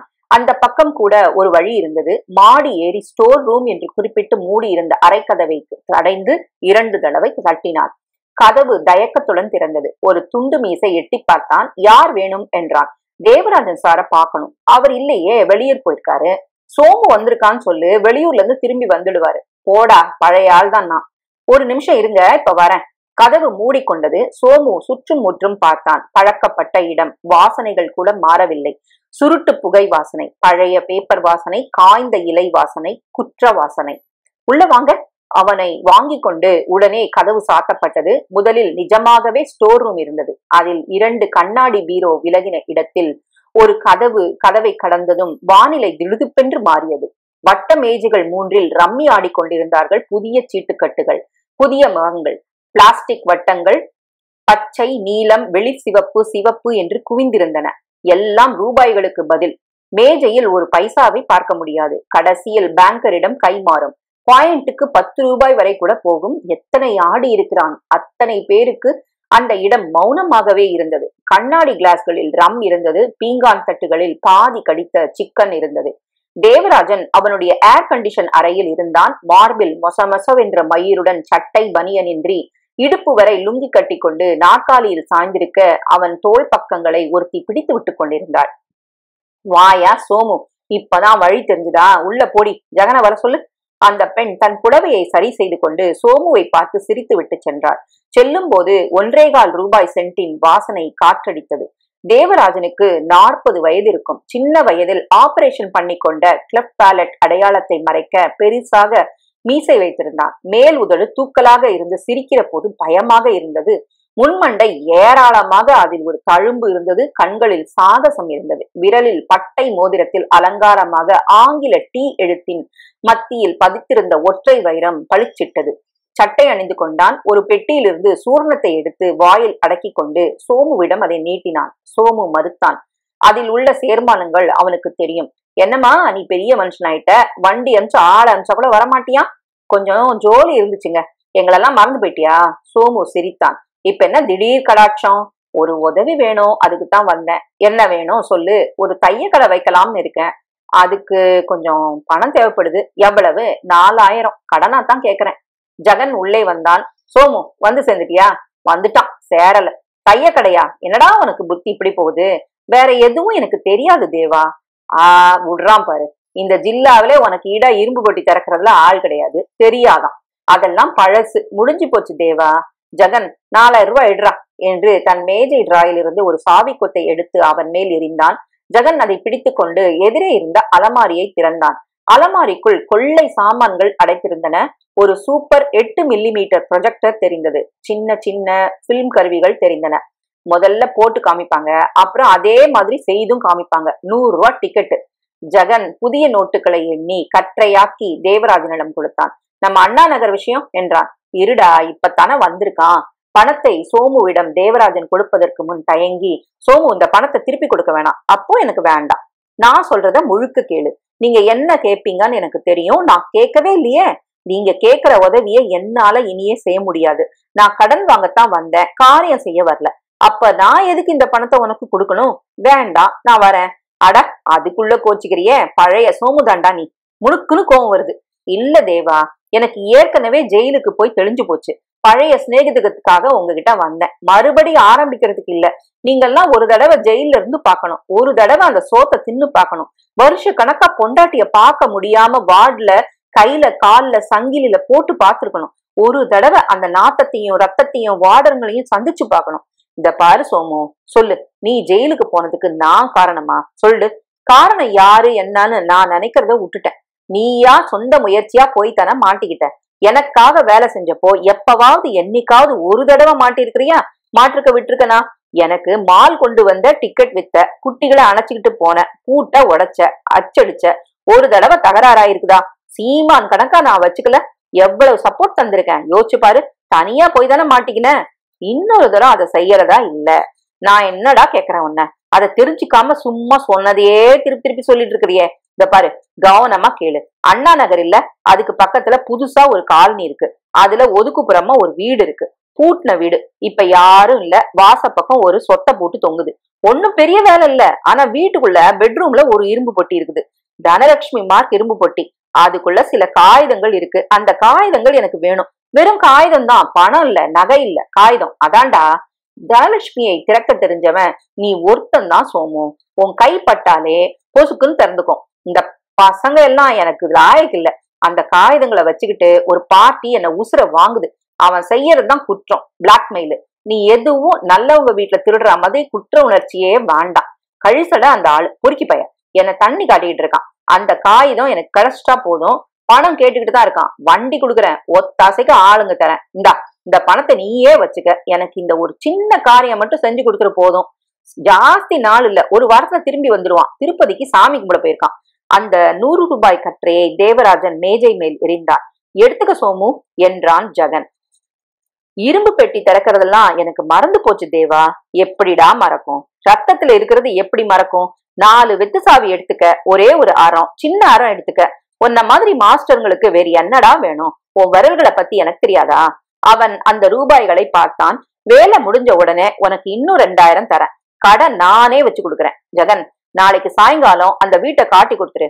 அப்புறம் அவன் என்ன கேக்குறானோ எல்லாம் கொடுத்துரு. வண்டி வேணும்னாலும் கொடு.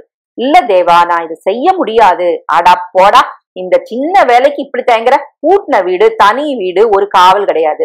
நான் அதுக்கு சொல்லல. வந்து 2 நாள் கூட ஆகல. மறுபடி ஆரம்பிக்கிறதுக்கு மனசு ஒப்பல. அதுக்கு நேரங்காலம் பார்க்கணுமா?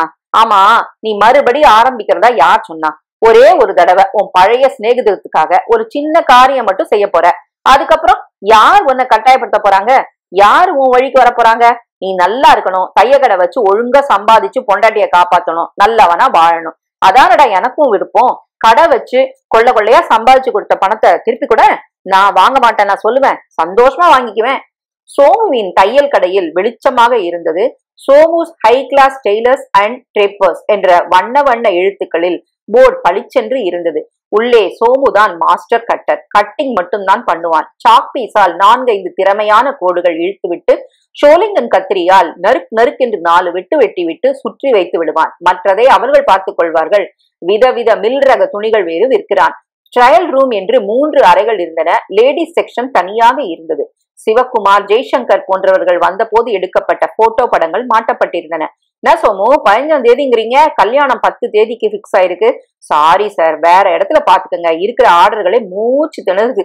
சோமு அந்த 100 ரூபாய் நோட்டுகளை திரட்டி அடுக்கி பையில் போட்டு கொண்டான். இன்னைக்கு என்ன கிழமை என்றான். வியாழன். சனிக்கிழமை ராத்திரி வச்சுக்கலாம். தேவா, நாளைக்கு ஜெகன் வந்து இடத்த காட்டிடட்டும். சபாஷ், நயம் சோமு, பழையபடி நம்ம சோமு. கொஞ்ச நேரம் ஆட்டு போறியா? முழு கோழி மாதிரி ஃபுல் கொடுத்துக்கிட்டு இருக்காங்க ரம்மி ரூம்ல. வேண்டாம் வேண்டாம், வரேன். திராவிடர் பலரச கடையை மறுபடி போய் பார்த்தான். வாங்க தம்பி, தீர்மானிச்சிட்டீங்களா? ஆமாங்க. நீங்க கடையை எப்ப கொடுக்க முடியும்? நாளைக்கே. முன் பணத்தை கொடுத்து அக்ரிமெண்ட்ல கையெழுத்து போட்டா நாளைக்கே கூட நீங்க ஆரம்பிச்சிடலாம். வெள்ளிக்கிழமை நாள் நல்லா தான் இருக்குது. என்ன அக்ரிமெண்ட்? 11 மாசத்துக்கு நீங்க கடையை விடுறது இல்ல, நானும் புடுங்கிக்கிறது இல்லன்னு. உங்க மேல நம்பிக்கை வந்துடுச்சுன்னா அப்புறம் அக்ரிமெண்ட் தேவையில்லை. அப்பப்போ உங்க கடை வியாபாரம் செழிச்சாக்கா வாடகையில கொஞ்சம் போட்டு கொடுப்பீங்க. சொல்ல வேண்டியதில்லை. என்ன மாதிரி இடம் இது? அந்த பாப்பான் தான் தூள் பக்கோடா கடையில வச்சு கலாகாரதெல்லாம் ரேஸ்ல விட்டான். 3 மாசம் வாடகை பாக்கி. அதுக்குதான் முன்பணம். எல்லா பணத்தையும் இப்பவே கொடுத்துடணுமா? அட, பணம் எங்க போகுது? இப்போ ஒரு 1000 ரூபாய் கொடுங்க, பாக்கிய 1ஆம் தேதி கொடுங்களேன். கடை உங்களது தானே. என்ன அப்படி கேட்டுவிட்டீங்க? உட்காருங்க. பைனாப்பிள் ஜூஸ் சாப்பிடுறீங்களா? பேச்ச போல இனிக்கும். டே சாவுகிராக்கி, டம்ளரை எடுடா. வேண்டாங்க என்று ஜூஸை மறுத்தான். 1000 ரூபாயை கண்களில் ஒற்றி பைக்குள் போட்டுக்கொண்டு, உங்க மாதிரி பெரிய மனுஷங்கள் எல்லாம் எனக்கு பார்த்த உடனே தெரிஞ்சிடும். அன்னைக்கு உங்க மேல பார்வைப்பட்டதுமே எனக்கு தெரிஞ்சு போச்சுங்க. நீங்க எவ்வளவு நம்பிக்கையானவரு, எவ்வளவு எதையும் தாங்கும் இதயம் உள்ளவனர்னு. தையல் மிஷின் வாங்கிய கடையில் கை மிஷினை திருப்பி கொடுத்துட்டு கால் மிஷினுக்கு மாற்று பண்ணிக்கலாமா, அதிகப்படி பணத்தை கொடுத்துடுறேன் என்று கேட்டான் தாராளமா. வீட்டுக்கு நடக்கும் போது அவன் உற்சாகத்தில் கவலை கலந்திருந்தது. அடிக்கடி தனலட்சுமியின் ஞாபகம் வந்தது. அது சற்று பழங்காலத்து இரும்பு பெட்டி. திருநெல்வேலியில் ஒரு கம்பெனியில் செய்து கொடுத்திருந்தார்கள். இப்போது அந்த கம்பெனி இல்லை. பெட்டி குட்டையாக இருக்கும். நல்ல கனத்த இரும்பு கைப்பிடியில் வெண்கல விரல்கள் இருக்கும். 2 சாவி வேண்டும். திறப்பது சுலபமல்ல. திறந்திருக்கிறான். 2-3 மணி நேரமாகும். ராத்திரி பூரா இருக்கிறதே. பல முறை தன் தீர்மானத்திற்கு வேறு காரணங்கள் சொல்லி பார்த்து கொண்டான். எனக்கு வாழ சந்தர்ப்பம் அப்புறம் எப்படி கிடைக்கும்? தையலை தவிர வேலை வாய்ப்பு வேற என்ன இருக்கு? இந்த ஜென்மத்துல எப்படி நான் 4000 ரூபாய் புரட்ட முடியும்? எனக்கு யார் இருக்காங்க? இந்த ஒரு காரியத்தோட தான் நான் எல்லாத்தையும் ஒழிச்சு கட்டுற போறேனே.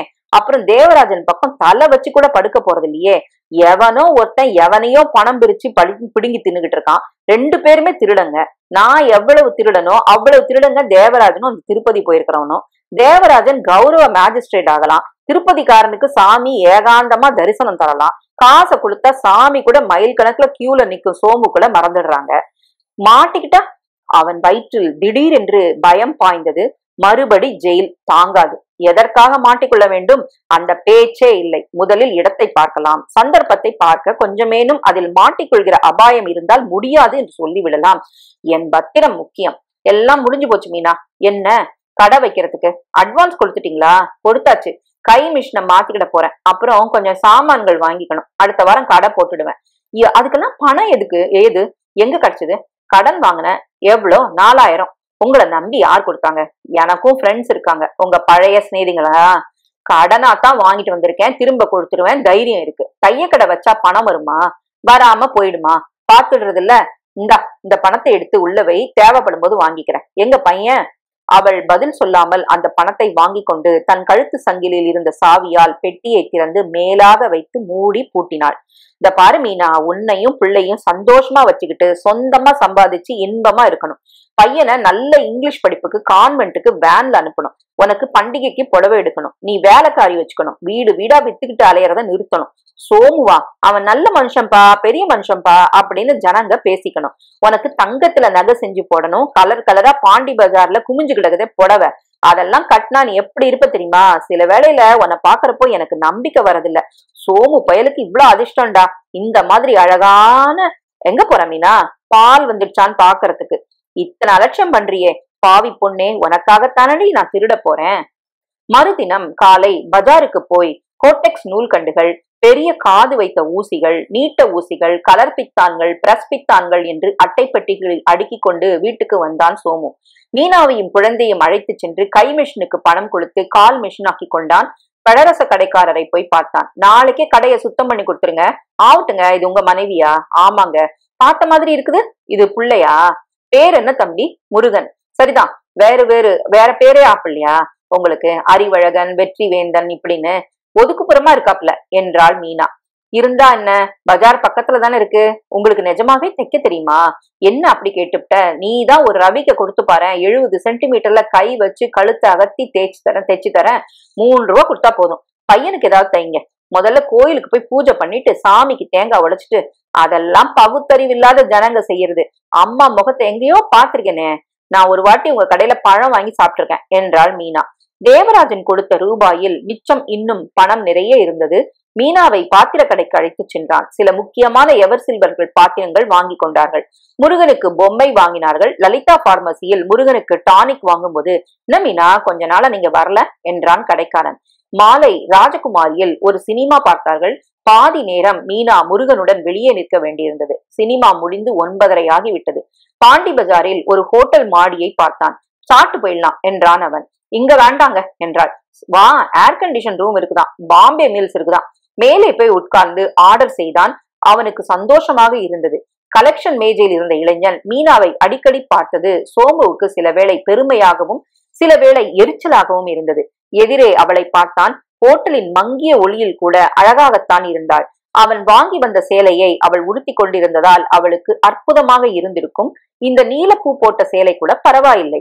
முருகன் அவளை அடிக்கடி துகிலுரிய அவள் மார்பு தெரிந்ததை சர்வர் திருட்டு பார்வை பார்த்து கொண்டிருந்தான். ஜூக் பாக்ஸ் தமிழ் சினிமா பாடியது. முருகன் தாளம் போட்டான். ஒரு தடவை சோமுவிடம் வந்தான். நான் யாரு சொல்லு? மாமா. மாமா இல்லடா, அப்பான்னு சொல்லு. அப்பா என்றான் தயக்கத்துடன். சபாஷ், இன்னைக்கு எனக்கு பிரைஸ் கிடைச்சிடுச்சு.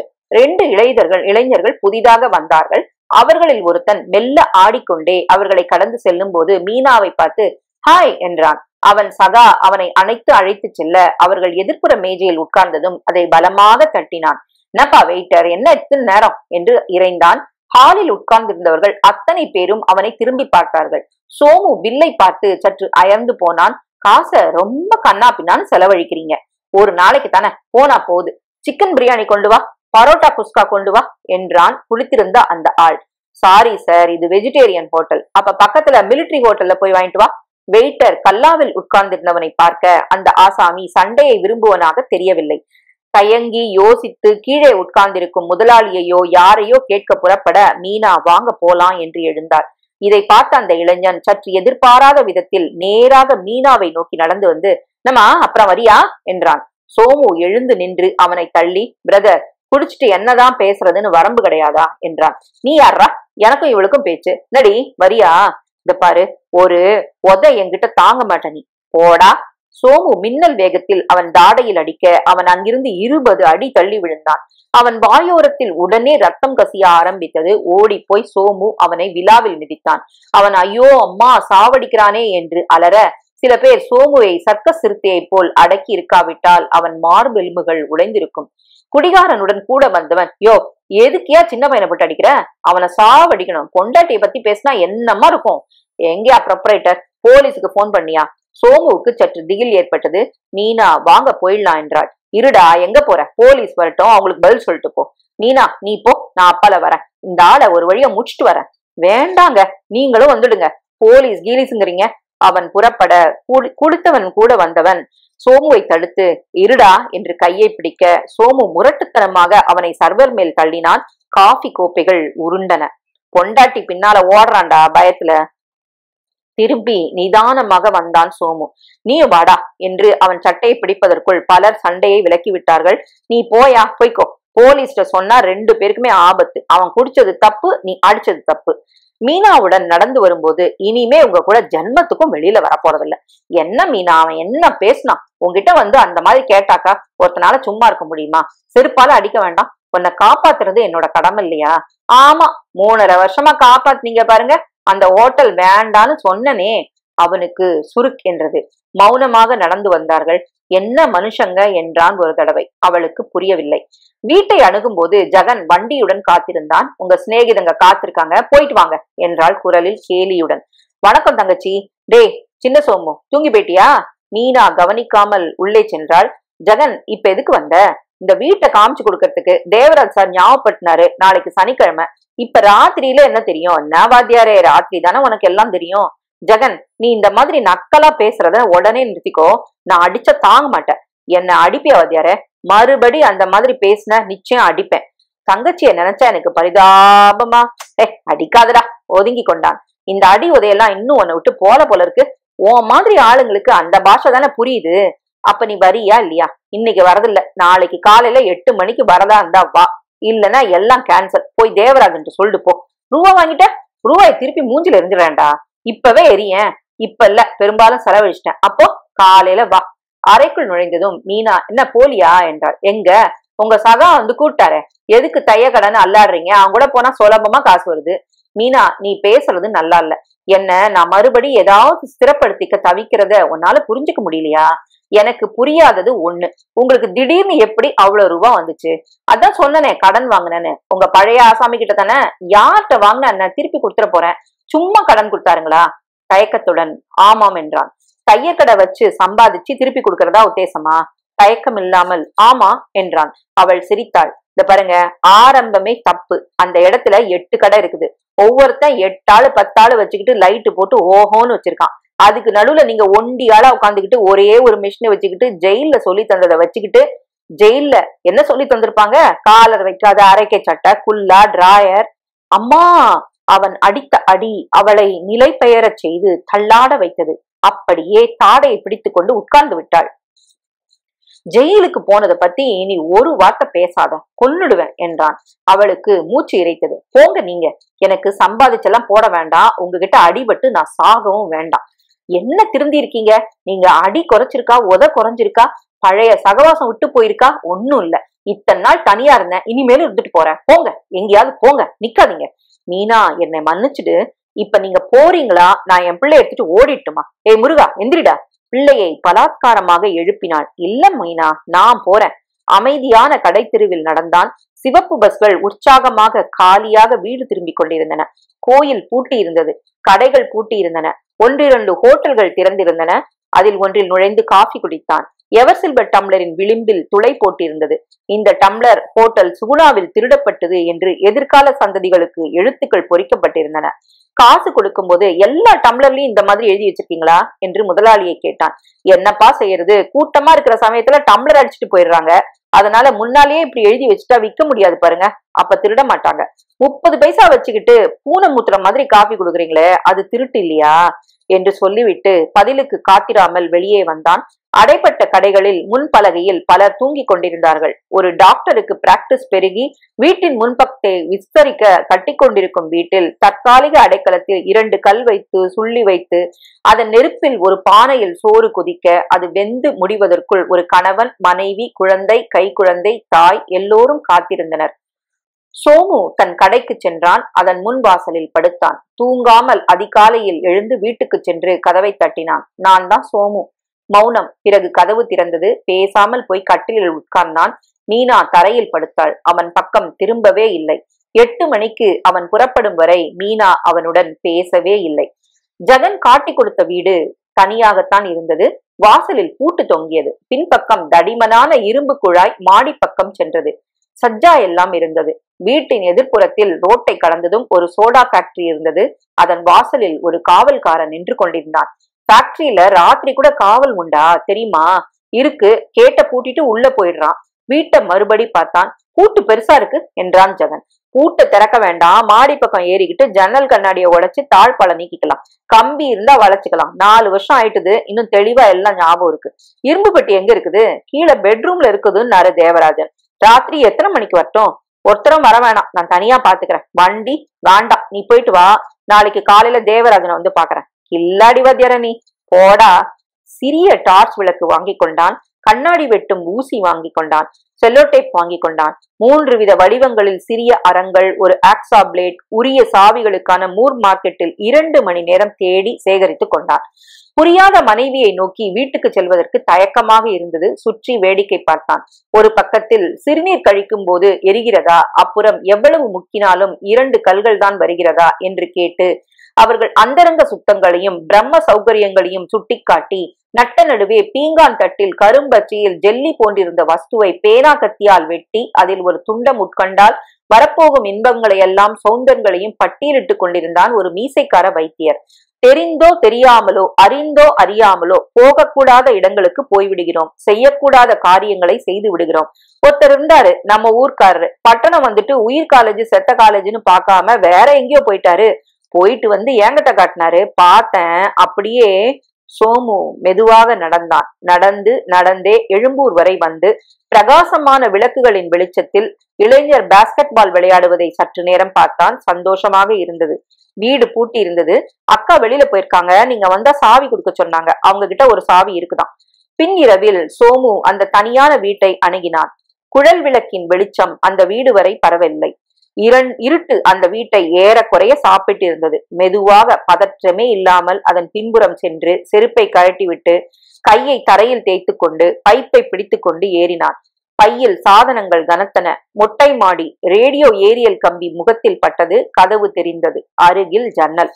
திறமையாக அதன் கண்ணாடியை சதுரமாக வெட்டி செல்லோடேப்பினால் எக்ஸ் வடிவத்தில் ஒட்டி மெலிதாக தட்ட கண்ணாடி சிதறாமல் பதறாமல் விள்ளலாக விலகியது.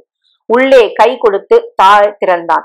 கம்பியை முதலில் தன் முழு சக்தியை பிரயோகித்து வளைத்து பார்த்தான். முடியவில்லை. ஆக்ஸா பிளேடை எடுத்து மெல்ல மெல்ல வெட்ட ஆரம்பித்தான். பாதி வெட்டி கொண்டு மறுபடி மூச்சு பிடித்து வளைத்ததில் ஜன்னல் கம்பி ஒடிந்தது. பூராவும் உள்பக்கம் வளைந்து கிடந்த சந்தில் உடம்பை வளைத்து நுழையும் போது தோளில் கீறியது. உள்ளே டார்ச் அடித்துக்கொண்டு மாடிப்படிகளில் இறங்கினான். ஒரு ஃப்ரிட்ஜ் இருந்தது. அதில் பல ஸ்டிக்கர்கள் ஒட்டியிருந்தன. சுவரில் 2 குழந்தைகள் சிரிக்கும் படமும், ஒரு சீனிவாசர் படமும், இயற்கை காட்சி படமும், அலமாரியில் புத்தகங்கள், ரத்தன் நாற்காலிகள், நின்றிருந்த சுவர் கடிகாரம், ஏர் இந்தியாவின் கேலண்டர், இரும்பு பெட்டி, தனலட்சுமி தான், சந்தேகமே இல்லை. நன்றாக சுதாரித்து உட்கார்ந்து கொண்டு வெற்று சாவிகளை எடுத்து அதில் ஒன்றை நுழைத்து மிக மெதுவாக திருப்பி, அதே சமயம் இரும்பு பெட்டியில் காதை வைத்து ஒட்டு கேட்டான். சாவியை வெளியே எடுத்து ஆராய்ந்தான். மெலிதாக படிந்த கோடுகளில் ராவ ஆரம்பித்தான். வெளியே ஒரு போலீஸ் ஜீப் வந்து நின்றது.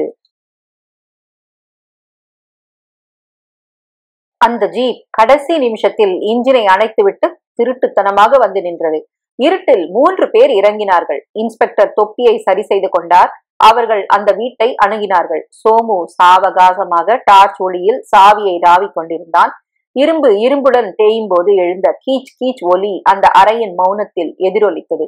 சோமுவுக்கு வேர்த்திருந்தது. கை தவறியது. மயிர்கால்கள் அபாயத்தை எதிர்நோக்கி குறுகுறுத்தன. போலீஸ்காரர்கள் வெளியில் மரகேட்டை திறக்கும் போது முன்ஜாக்கிரதையாக இருந்தார்கள். பதிய நடந்தார்கள். சோமு தயாரான சாவியை உள்ளே செலுத்தி ஒரு தடவை முயன்று பார்த்தான். உள்ளே சில லீவர்கள் எதிர்த்தன. போலீஸ்காரர்கள் வாயிற்கதவு பூட்டப்பட்டிருப்பதை பார்த்துவிட்டு சுற்றி வந்தார்கள். இன்ஸ்பெக்டரின் கையில் டார்ச் இருந்தது. 2வது தடவை சாவியை செலுத்தின போது சோமு அந்த டார்ச் ஒளியை ஒரு கணம் பார்த்தான். உடனே அவன் அங்கங்கள் சகலத்திலும் எச்சரிக்கை பாய அப்படியே தன் விளக்கை அணைத்து மௌனமாக மூச்சை அடக்கி சலனமற்று நின்று போனான். மெலிதான பூட்ஸ் ஒலி கேட்டது. வீட்டை யாரோ சுற்றி வருகிறார்கள். அந்த டார்ச் ஒளி ஜன்னல் திரைகளின் ஊடே சில இடங்களில் தத்தளித்தது. சில சாதனங்கள் அனைத்தையும் கட்டிலுக்கு கீழே தள்ளினான். திரை சற்றே விலகி இருந்த இடத்தில் கண்ணாடி ஜன்னல் வழியாக அந்த ஒளிவட்டம் உள்ளே எட்டி பார்த்து அந்த அறையில் மிக மெதுவாக நடந்தது. ரேடியோவில் மேல் சுவரில் உள்ள கேலண்டர் மேல், கட்டில் மேல் ஒருத்தரும் இல்ல. மறுபடி அவர்கள் சுற்றி வந்தார்கள். சோமு சரேல் என்று வெளிப்பட்டு எதிரே ஓடி அந்த சுவருடன் பதிந்து நின்று கொண்டான். திரையை மிக மெலிதாக விலக்கி பார்த்தான். மாடி பக்கம் டார்ச் அடித்து பார்த்து கொண்டிருந்த வெளிச்சத்தில் இன்ஸ்பெக்டரும் அந்த 2 கான்ஸ்டபிள்கள் இருவரும் தெரிந்தனர். மொட்டை மாடி சார், சோமு யோசித்தான். அங்கிருந்து அந்த ஜன்னல் தெரியாது. மாடியில வேணும்னா ஏறி பார்த்துடலாமா சார்? இன்ஸ்பெக்டர் யோசித்தார். வேணாம், வா, உள்ள ஒற்றரும் இல்ல. அவர்கள் மெதுவாக மரக்கேட்டை தள்ளிக்கொண்டு ஜீப்பை நோக்கி நடந்தார்கள். சோமு இப்போது திரையை இன்னும் கொஞ்சம் விலக்கி நன்றாக பார்த்தான். தெருவிளக்கின் ஒளி முடிந்து இருட்டுடன் கலக்க யோசித்துக் கொண்டிருந்த அரை வெளிச்சத்தில் ஜீப் நின்று கொண்டிருந்தது. ஜீப்பில் உள்ளிருப்பவர் யாருடனோ இன்ஸ்பெக்டர் வீட்டை காட்டி பேசிக் கொண்டிருந்தது தெரிந்தது. கேட்கவில்லை. சோமு மெலிதாக ஜன்னல் கதவை திறந்தான். கவனித்தான். இந்த வீடுதான் சார். பேச்சு மெலியதாக கேட்டது. ஒன்னும் இல்லையா உள்ள? எல்லாம் குவைட்டா இருக்குது. இனிமேத்தான் வருவானோ என்னமோ. நிச்சயம் இன்னைக்கு ராத்திரி வரப்போனேன்னு சொன்னான் சார். கொஞ்சம் காத்திருந்தா வருவான். அடப்போயா, ஜீப் நிக்கிறத பார்த்துட்டு திருட வருவாங்கறியா? உனக்கு ஏதோ தப்பா தகவல் கிடைச்சிருக்கு. இல்ல சார், வாயா போலாம். 1 மணி கழிச்சு வேணா கான்ஸ்டபிள் அனுப்புற. வெட்டி. ஜீப் சீறி புறப்பட்டதை சோமு பார்த்து கொண்டிருந்தான். சந்தேகமே இல்லை, ஜகனின் குரல்தான். திருட்டை மேலே தொடராமல் தன் சாதனங்கள் அனைத்தையும் அள்ளிக்கொண்டு மாடிக்கு வந்து ஜன்னல் வழியாக வெளிவந்து நிதானமாக இறங்கி வீடு திரும்பினான் சோமு. ஜகன் இந்த மாதிரி செய்திருக்கிறான். எதற்காக? புரியவில்லை. தன்னை மாட்டி வைப்பதில் அவனுக்கு என்ன லாபம்? புரியவில்லை. இரவின் மௌனத்தில் நடக்கும் போது அவனுக்கு தெளிவாக கொஞ்சம் சிந்திக்க முடிந்தது. இனி ஒரு தடவை இந்த வேலைக்கு ஒத்துக்கொள்ளக்கூடாது. தேவராஜன் பணத்தை எப்படியாவது திருப்பி கொடுத்து விட வேண்டும். ஜகனை விசாரிக்க வேண்டும். முதலில் ஒன்னும் தெரியாதது போல ஆரம்பிக்கலாம். நேராக போய் அவனை சிண்டை பிடித்து இழுத்து சண்டை பிடிப்பதில் உண்மை வெளிவராது. ஜகன் ஏன் அப்படி செய்தான் என்பது தெரிய வேண்டும். கதவை திறந்த மீனா, எங்க ஊரெல்லாம் சுத்திட்டு பொழுதோட வந்துட்டீங்க? மணி 3 என்றாள் தூக்கத்துடன். மீனா, வந்து உட்காரு, உன்னோட பேசணும். இந்த நேரத்திலயா? உட்காரு. உன்கிட்ட இருந்து நான் ஒன்னையும் மறைச்சு வைக்க விரும்பல. காலையில பேசலாமே. உட்காரினா. அவன் கண்களில் பயம் தெரிந்தது. மீனா, நான் இப்ப எங்க போயிருந்தேன் தெரியுமா? திருட. நான் சொல்றத முழுசா கேளு. எனக்கு என்னவோ புத்தி பேதலிச்சு கிடக்குது. ஒன்னும் புரிய மாட்டேங்குது. எதுக்காக ஒத்துக்கிட்டேன்னு எனக்கு சரியா காரணம் சொல்லிக்க தெரியல. திருடுறா, பணம் கொடுக்குறேன்னா தேவராஜன் ஒருத்தன் பணத்தை விட்டுருந்தான். அந்த பணத்துல நான் கடை வச்சு சொந்தமா சம்பாதிச்சு உன்னெல்லாம் காப்பாத்துறதுக்கு ஒரு வழி தெரிஞ்சது. அதுக்காக திருட போனதை சரியான காரியம்னு நான் சொல்ல வரல. ஏதோ போனேன், திருடல, மாட்டிக்கிறேன், தப்பிச்சுக்கிட்டு வந்துட்டேன். இனிமே இந்த மாதிரி அசட்டு காரியம் செய்யறதா உத்தேசமே இல்ல. ஆனா அந்த பையகிட்ட பணம் வாங்கிட்டேன். பணத்தை பாதிக்கு மேல செலவழிச்சும் ஆயிடுச்சு. அத அவன் திருப்பி கேட்பான். டயம் கேட்க போறேன். எனக்கு எப்படிப்பட்ட எதிர்காலம் இருக்குன்னு இப்ப ரொம்ப குழப்பமா இருக்கு. ஆனா எதிர்காலம் திருடாம இருக்கிறதுல, நியாயமா ஒரு தொழில் செய்யறதுல தான் இருக்குன்னு தீர்மானமா தெரியுது. உன்கிட்ட ஏதாவது பணம் இருக்கா? நகை கிக? பணமா? நகையா? சிரித்தாள். சாமி ஏதாவது வழிகாட்டும்னு தோணுது. தெரிஞ்சவங்க யாராவது கடன் கொடுப்பாங்களா? எவ்வளவு? 4000 ரூபாய். மறுபடி சிரித்தாள். என்கிட்ட இதெல்லாம் எதுக்கு சொல்றீங்க? உங்களுக்கு நான் புத்தி சொல்லி திருத்த முடியுமா? திருட போனேங்கிறீங்க, சொல்லிக்கிட்டா போனீங்க. ஞானோதயம் வந்துடுச்சுங்கிறீங்க. எவ்வளவு நாளைக்கு தாங்குதுன்னு பாக்கலாம். தூங்குங்க. மீனா, நீ என் மனைவி. உனக்கும் எனக்கும் இடையில எதுவுமே மறைக்க கூடாது. அதான் நான் உன்கிட்ட எல்லாத்தையும் சொல்றேன். என்னோட நீ ஒத்துழைக்கணும். என் மனசு படுற பாட்டை புரிஞ்சுக்கணும். சரி, தூங்குங்க. இவள் ஏன் விட்டேத்தியாக இருக்கிறாள் என்பதை புரியாத விஷயங்களின் பட்டியலில் மற்றொன்றாக சேர்த்து கொண்டான் சோமு. வாயா சோமு, கொண்டு வந்தியா? தேவராஜன் கண்களில் உண்மையான ஆவலும் எதிர்பார்ப்பும் இருந்தது. ராஜனுக்கு தெரிந்திருக்காது. இல்ல தேவா. இல்லையா? அப்ப இன்னும் போலியா? நேற்று ராத்திரி போறதா ஜெகன் சொன்னா. போனேன் தேவா, முடியல. முடியலையா? உன்னாலியா? இரும்பு போட்டு இருந்துச்சுல்ல? இருந்துச்சு தேவா. நான் இனிமே திருட போறதில்ல. சந்தோஷம். ஒரே தடவைக்கு மட்டும் ஒத்துக்கிட்டியா இல்லையா? அந்த ஒரு தடவை கூட செய்ய போறதில்ல. நீ அங்க போவே இல்லையா? போனேன், முடியல. பொய் சொல்ற பத்தியா? பணத்தை வாங்கிட்டு பொய் சொல்ற பத்தியா? இல்ல தேவா, பணத்தை திரும்ப கொடுத்துடுறேன். அப்ப குடு என்று கையை நீட்டினான். இப்ப இல்ல, செலவழிச்சிட்டேன். தேவராஜன் விழிகள் சினத்தால் பெரிதாயின. ஏண்டா பரதப்பயல, என்னை ஏமாத்துறியா? இல்ல தேவா, ஏமாத்தல. நான் இந்த காரியம் செய்யறதாத்தான் இருந்தேன். அதுக்காகத்தான் பணம் வாங்கிக்கிட்டேன். செலவழிக்கிறப்ப கூட உங்களுக்கு இந்த வேலை செஞ்சு கொடுக்கறதாத்தான் இருந்தேன். இப்ப மனசு மாறிடுச்சு. 1 மாசம் பொறுத்துக்குங்க. தலையை அடகு வச்சா திருப்பி கொடுத்துடுறேன். இந்த பாரு, நீ பணத்தை திருப்பி கொடுக்காத இந்த இடத்த விட்டு போக முடியாது. என்னடா, என்னை பத்தி தெரியாதா சொம்ப? உனக்கு தெரியாதனமா வாங்கிட்டேன், செலவழிச்சிட்டேன். 1 மாசத்துல கொடுத்துடுறேன்.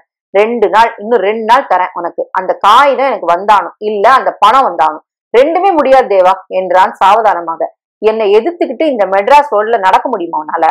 சந்துல நடந்துட்டு போறேன். என்னடா ஆச்சு உனக்கு? அடிபட்டு செத்து கூவாத்துல மிதக்கணுங்கிறியா? அதெல்லாம் எதுக்காக? உங்க ஆளுங்களுக்கு அனாவசியமா தொந்தரவு. 1 மாசம் டைம் கொடுங்க. ரூபாய் எப்படியா திருப்பி கொடுத்துடுறேன். வரட்டுமா? போயிடு வேடா நீ. அவ்வளவு சுலபமா? யாராம? கண்ணன், ஜெகன். தடிமனாக ஒரு ஆசாமி வந்தான். ஜெகன் கடைக்கு போயிருக்காரு, வந்துருவாரு என்றான். ஐயா, பையன் பணம் கொடுக்காம ஏமாத்திட்டு போறானாம்டா. ஐயாவை என்ன செய்யலாம் என்றான் தேவராஜன். ஓட பார்த்த சோமுவை அந்த கரிக்கண்ணன் தடுத்து மூர்க்கத்தனமாக தள்ளினான். விழுந்த ஆத்திரத்தில் எழுந்து அவன் வயிற்றில் குத்தினான். அவன் அதனால் அதிகம் பாதிக்கப்பட்டவனாக தெரியவில்லை.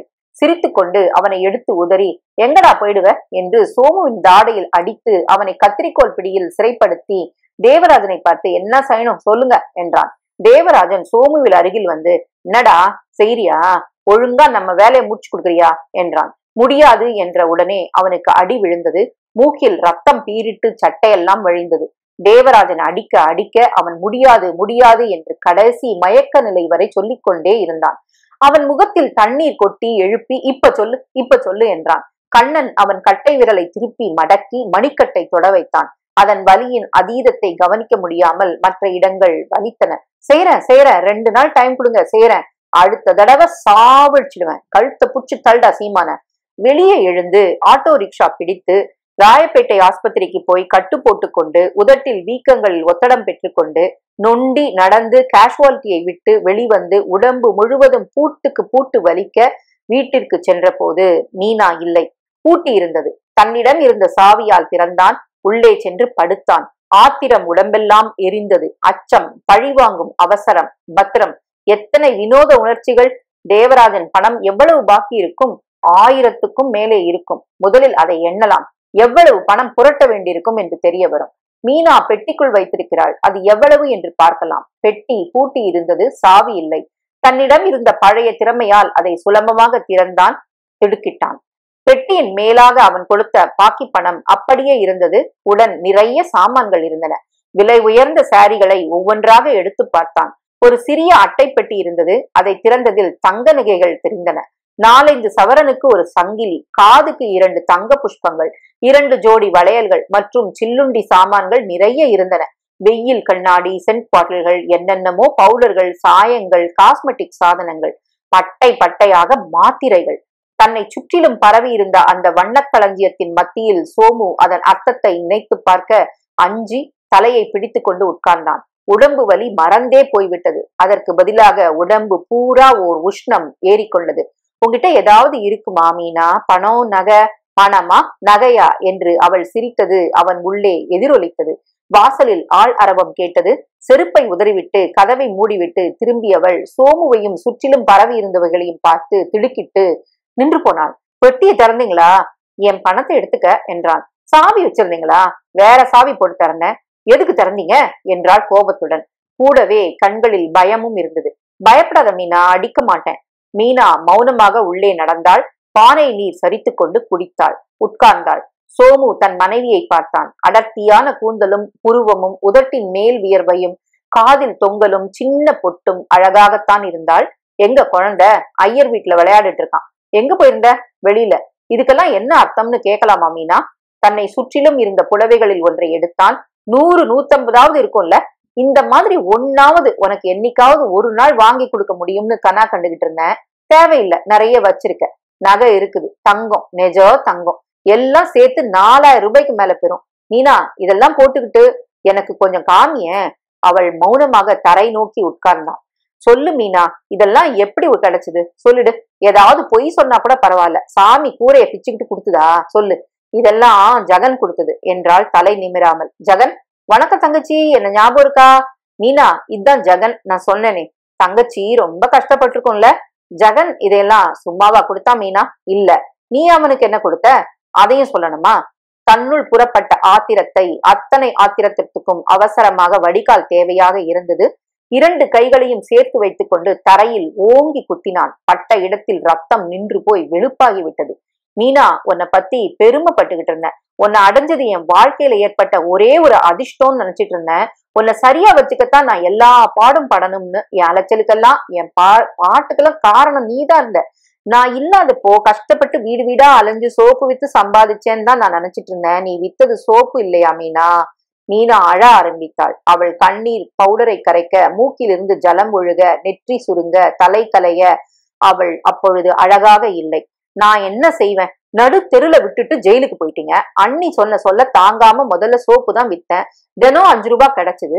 1 மாசம் 2 மாசம் விக்கலாம். போன வீட்டுக்கே போறதும், அவங்க துரத்தி அடிக்கிறதும், நாய் கொலைக்கிறதும், வேலைக்காரங்க சிரிக்கிறதும், ஏஜென்சிக்காரன் கைய பிடிக்கிறதும் என்னால தாங்கிக்கவே முடியல. அப்போ ஜகன் வந்தாரு. இந்த வீட்டை புடிச்சு கொடுத்தாரு. செலவுக்கு பணம் வச்சுக்கோன்னு வாங்க மாட்டேன்னு சொன்னேன். கடனா வச்சுக்கன்னாரு. கடனை எப்படி திருப்ப கொடுக்க போறேன்னு அப்ப யோசிக்கல. வாங்கிக்கிட்டேன். அடிக்கடி வருவாரு. சீலை நகைன்னு ஏதாவது வாங்கிட்டு வருவாரு. எல்லாம் எதுக்காகன்னு புரிஞ்சப்போ நிறைய வாங்கிட்டேன். பேசினாரு, பழகுனாரு, அழைச்சிட்டு போனாரு. நீ சம்மதிச்சுதான் அவன் கூட போனியா மீனும்? பதில் இல்லை. விசும்பினாள். திடீரென்று நிமிர்ந்தாள். என்ன தகுதி இருக்கு உங்களுக்கு இதையெல்லாம் கேட்க? ஏன் மீனா, நான் உன் புருஷன் இல்லையா? புருஷன் எல்லாரையும் போல புருஷனா நீங்க? கல்யாணம் ஆன அன்னைக்கே விட்டுட்டு சீட்டாட கிளம்பிட்டீங்க. உங்க தொழில் என்னன்னு கேட்டா எங்க வீட்டுல பொய் சொன்னீங்க. ஃபேக்டரி வச்சிருக்கீங்களா? என்ன ஃபேக்டரி? ஒரு இடத்துக்கு என்ன அழைச்சிட்டு போனீங்களா? இருட்டுல குடிச்சிட்டு வந்து என் மேல பாஞ்சீங்க. வாரமே கர்ப்பமாக்குனீங்க. 3 மாசத்துல உதைச்சிங்க. திரும்பி கூட பார்க்காம 15 நாள் காணாம போனீங்க. பிள்ளைய பெத்ததும் அதை தொட்டு பாத்தீங்களா? அதுக்கு வளக்காப்பு போடுறப்ப எங்க போனீங்க? அது ராத்திரியில அழறப்போ அடிச்சு தூக்கி வெட்டு இருந்தீங்க. கையில பிள்ளைய கொடுத்துட்டு அடுத்த வேளை சோத்துக்கு வழி இல்லாம தவிக்க விட்டுட்டு ஜெயிலுக்கு போயிட்டீங்க. உங்களுக்காக ஒருத்தி விசுவாசமா காத்துக்கிட்டு இருந்து பொறுத்திருந்து திரும்பி வந்ததும் கால் அலம்பணுங்கிறீங்களா? என்னை தட்டி கேட்கறதுக்கு உங்களுக்கு என்ன அருகதை இருக்கு? எந்த மூஞ்சிய வச்சுக்கிட்டு கேக்குறீங்க? எல்லாரையும் போல எனக்கு ஒரு புருஷன் கிடைச்சிருந்தா நாயம் போறேன். சொல்லுங்க சொல்லுங்க. அவன் எழுந்தான். நான் செஞ்சது தப்புதான் என்றான். அதுக்காக நீங்க அடிங்க, பரவாயில்ல, சாவறேன், என்னை அடிச்சு கொல்லுங்க, வாங்க. சோமு பேசாமல் நடந்தான். அவள் விசித்து விசித்து அழும் சத்தத்தில் இருந்து விடுபட்டு தமிழரசி பிரமித்து நிற்பதை கவனிக்காமல் வெளிவந்து வெறுங்காலில் நடந்தான். அக்கா, நான் ராத்திரி படுக்க வர வேண்டாமா? பின்னரவில் கேட்ட ஹான் சத்தம். உங்க மனைவியை நான் பார்த்திருக்கேன். இந்த ஹோட்டல் வேண்டாம். பணம் சம்பாதிக்கிறது அவ்வளவு சுலபம் இல்லை. எல்லாம் அவனுக்கு எதிரெதிராக டெக்கோவாக கேட்டது. அவன் நடையில் இலக்கு எதுவும் இல்லாமல் இருந்தது. யாரும் எதுவும் அவனை செலுத்தவில்லை. தன்னிச்சையிலையும் அவள் செல்லவில்லை. ஏதோ நடந்தான், ஏதோ திரும்பினான். ஸ்கூட்டர்கள் அவனை அதட்டின. காரின் ஹான்கள் அவனை துரத்தின. தன் கடைக்கு வந்து விட்டதை உணர்ந்தான். கடையில் மரச்சட்டங்கள் அமைத்து ஒரு தச்சன் இழைத்துக் கொண்டிருந்தான். அங்கே ஒருவன் அதை மேற்பார்வை பார்த்து கொண்டிருந்தான். யார்ப்பா நீ? ரொம்ப நேரமா பார்த்துட்டு இருக்கியே. இந்த கடை என்னது என்றான் சோமு. யார் சொன்னா? அட்வான்ஸ் கொடுத்து செட்டில் பண்ணிருக்கேன். நான் கூட பணம் கொடுத்திருக்கேனே. அடப்பாவி, கூப்பிடியா அந்த ஜூஸ்காரனை, இன்னும் எத்தனை பேர்ட்ட வாங்கியிருக்கான்னு பாக்கலாம். பழரசக்கடை திராவிடன் சோமுவை பார்த்ததும், வாங்க தம்பி, உங்களைத்தான் 2 நாளா தேடிக்கிட்டு இருக்கேன் என்றான். சோமு எங்கோ பார்த்து கொண்டிருந்தான். உங்ககிட்ட கொஞ்சம் அவசரப்பட்டு முன்பணம் வாங்கிட்டேன். எங்க அண்ணாரு முன்னாலேயே என்கிட்ட சொல்லாமலே இந்த இடத்துக்கு அட்வான்ஸ் வாங்கிட்டாரு. எனக்கு நெருக்கடியா போச்சு. புடின்னு புடிச்சு விட்டேன் அவரை. என்ன நியாயம் அது? அந்த மனுஷன் வந்தா அந்த எந்த மூஞ்சில பதில் சொல்வேன்? நீங்க நல்லவரு, புரிஞ்சுப்பீங்க. என் கூட கடைக்கு வந்தீங்கன்னா உங்க பணத்தை திருப்பி கொடுத்துடுறேன். 100 ரூபா தான் குறையுது. 5ஆம் தேதி வந்துங்கன்னா அதையும் கொடுத்துடுறேன். அவன் பிரமித்து நடக்க, தம்பி நீங்க நல்லவரு, எனக்கு முகத்தை பார்த்த உடனே தெரிஞ்சிடுச்சு. ஜெயிலுக்கு போனா என்ன, எப்பவுமே அவங்க கெட்டவங்களா ஆயிடுவாங்களா? உங்களுக்கு நான் ஜெயிலுக்கு போனது எப்படி தெரியும்? ஒருத்த வந்து சொன்னாரு, நான் நம்பல. ஒரு தடிச்ச ஆளு, படிய கிராப் வச்சுக்கிட்டு இருந்தாரு. அவர் வந்து இந்த மாதிரி சொன்னாரு, நான் நம்பல. உங்களை பார்த்தா அப்படி சொல்ல முடியல. ஜகன் பை நிறைய பழைய நோட்டும் புது நோட்டுமாக கட்டையாக பணத்துடன் மெதுவாக நடந்தான். உற்சாகமான மாலை. கடைக்குள் ஒரு கணவனும் மனைவியும் ஆர்வத்துடன் பார்த்து கொண்டிருக்க, ஒரு குழந்தை 3 சக்கர சைக்கிளை முதல் தடவையாக ஓட்டிக் கொண்டிருந்தது. மூலையில் இருந்த பள்ளிக்கூட வாசலில் ஷாமியானா போட்டு ஞானஸ்தவம் என்று எழுதியிருந்தது. உள்ளே போய் உட்கார்ந்தான். கலக் கலக் என்று உண்டியல் குலுக்கினார்கள். தூரத்தில் சுவாமி தெரிந்தார். காவி நிற சில்கில் போட்டியிருந்தார். கை கடிகாரத்தை அடிக்கடி பார்த்து கொண்டிருந்தார். குழல் விளக்குகளின் வெளிச்சத்தில் நிரம்பி இருந்த ஜனங்களில் பலர் புத்தகம் வைத்துக் கொண்டிருந்தார்கள். சுவாமி படிக்க படிக்க அவர்கள் ஒரே குரலில் அந்த நாமத்தை திருப்பி திருப்பி சொல்லிக் கொண்டிருந்தார்கள். சோமு இயந்திரம் போல் அவர்களுடன் சேர்ந்து புரியாத அந்த சமஸ்கிருத வார்த்தைகளை உச்சரித்தான். நான் இதுவரை இல்லை என்பது கிடையாது, நீயும் இதுவரையில் இல்லை என்பது கிடையாது, இதோ நிற்கும் அரசர்களும் இதுவரையில் இல்லை என்பது கிடையாது, நாம் எல்லோரும் இனிமேல் இருப்பதில்லை என்பதும் இல்லை. சுவாமிய தனியா பார்க்கணும். நீங்க யாரு? காணிக்க தர வந்திருக்கேன் என்றான் சோமு. அவர் இப்ப மயிலாப்பூர் போயிட்டு இருக்கார், சீக்கிரம் பார்த்துட்டு வந்துடுங்க. கிட்ட கிட்ட அவரை நெருங்க சுவாமி தேஜஸ்வியாகத்தான் இருந்தார். தட்டில் வைக்கப்பட்டிருந்த ஆப்பிள் பழங்களை போல் இருந்தது அவர் கன்னமும் உதடுகளும். கண்ணங்கரேல் என்று முடி, காவி வஸ்திரம் பளபளத்தது. சாமி, நான் ஒன்னும் தெரியாதவன். நீங்க பிரசங்கத்துல சொன்னது எனக்கு புரியல. ஆனா உங்ககிட்ட கேட்டா எனக்கு நிம்மதி கிடைக்கும், எனக்கு ஒரு வழி கிடைக்கும்னு தோணுச்சு சாமி. நான் குற்றம் பண்ணவன், திருடினவன், ஜெயிலுக்கு போனவன், பொண்டாட்டிய நம்பினவன், நண்பனை நம்பினவன், கடைக்காரனை நம்பினவன், எல்லாத்துலயும் மோசம் போயிட்டேன் சாமி.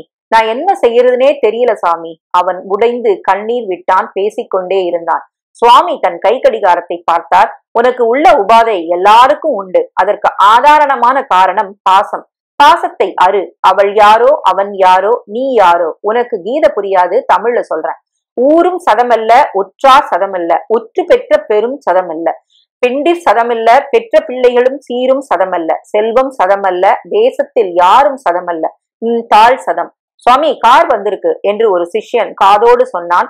கிருஷ்ணா கிருஷ்ணா என்று சொல்லிவிட்டு அவர் நேராக சென்று ஏறிக்கொள்ளும் முன், அடுத்த சனிக்கிழமை இங்க வா என்று சொன்னார். கட்டாயம் வரேன் சாமி, அப்புறம் உங்களோடயே வந்துடுறேன். அரை நிமிஷம் அவன் கவலைகள் சகலமும் விலகி விட்டதாக தோன்றியது சோமுவுக்கு.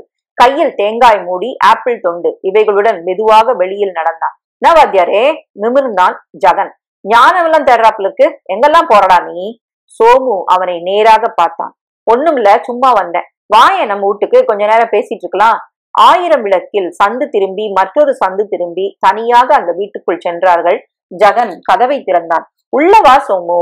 என்ன அப்புறம் உன்னை காணும்? சேதி என்ன சொல்லு. தங்கச்சி சௌக்கியமா? மகன் நல்லா இருக்கானா? ஆமா, நீ ஏன் அன்னைக்கு போல? இல்ல ஜகன், நீ அன்னைக்கு ஜீப்ல வந்திருந்தத பார்த்தேன். பேத்தாத. நீ எதுக்கு போலீஸ்க்கு சொன்னங்கிறது எனக்கு தெரிஞ்சு போச்சு. அப்பதான் நான் ஜெயிலுக்கு போய் மறுபடி நீ பொண்டாட்டிய காப்பாத்தலாம் பாரு. ஜகன், எங்க ஓடுற? கதவு சாத்தி இருக்கு. போன 3 வருஷமா அவளை காப்பாத்தினதுக்கு நன்றி சொல்ல வேண்டாமா? அதுக்கு தண்டா வந்திருக்கேன். அதுக்குள்ள ஓடாதடா. ஜகன் கதவின் மேல் பாய சோமு முழங்காலால் அடித்த அடி அவன் முக்கியத்தில் பட்டு அப்படியே சுருண்டு மடங்கி அவன் காலடியில் விழுந்தான். சாமி சொன்ன உபதேசங்களை நினைத்து கொண்டு மற்றொரு அடி அடிக்க அது அவன் முகத்தில் குறுக்கே மூர்க்கத்தனமாக பட ஜகனின் ரத்தம் சுவரில் சிதறியது. டே வாங்கடா, யாராவது வாங்கடா. சோமு ஜகன் மார்பில் உட்கார்ந்து கொண்டு அவன் 2 கைகளையும் சிறைப்படுத்தி முழங்காலால் அவன் தொண்டை பிரதேசத்தில் அழுத்த அவன் சுவாசம் காற்றுக்கு திண்டாடியது. சோமுவின் உள்ளே ஏதோ அறுத்தது. சோமுவின் எல்லா அங்கங்களிலும் அந்த தாகம் பரவியது. அந்த இச்சை, அந்த சந்தோஷம், அந்த குரூரத்தின் உச்சகட்டம், அந்த வேட்கை. ஜகனின் கண்களில் கடைசியாக ஒட்டி கொண்டிருந்த மிச்ச உயிர் அவனை எஞ்சியது. என்னை விட்டுடு, என்னை விட்டுடு. தன் 2 விரல்களையும் அதில் பாய்ச்சினான். ஜகன் இறந்து சற்று நேரம் கழித்துதான் சோமு எழுந்தான். கதவு தட்டப்படும் சத்தம் கேட்டு மெதுவாக சென்று திறந்தான். ஒரு பையன் காபி கோப்பையுடன் நிற்க அவனை விலக்கி கொண்டு வெளியே வந்து நடந்தான். நடந்து வந்த பிரதான சாலையில் நல்ல கூட்டத்தின் நடுவில் வாகனங்களை நிறுத்தி பாதசாரிகள் கடக்கும் இடத்தில் சோமு தன்னிடமிருந்த அத்தனை நோட்டுகளையும் இறைத்து பறக்க விட்டுவிட்டு திரும்பி பாராமல் போலீஸ் நிலையத்தை நோக்கி நடந்தான்.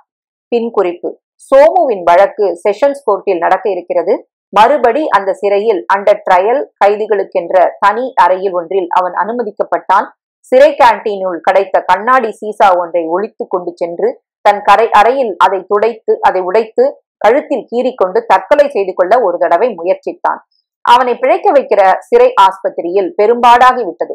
பிழைத்து வந்ததும் அவன் தன்னை இனிமேலும் சேதப்படுத்திக் கொள்ளாதபடி கை கால் விலங்கிட்டு கண்டம் வார்டில் வைத்திருக்கிறார்கள். ஆஸ்பத்திரியில் அவன் படுத்திருந்த படுக்கைக்கு மேலே சுவரில் நகத்தால் மீனா என்று எழுதி வைத்திருக்கிறார்.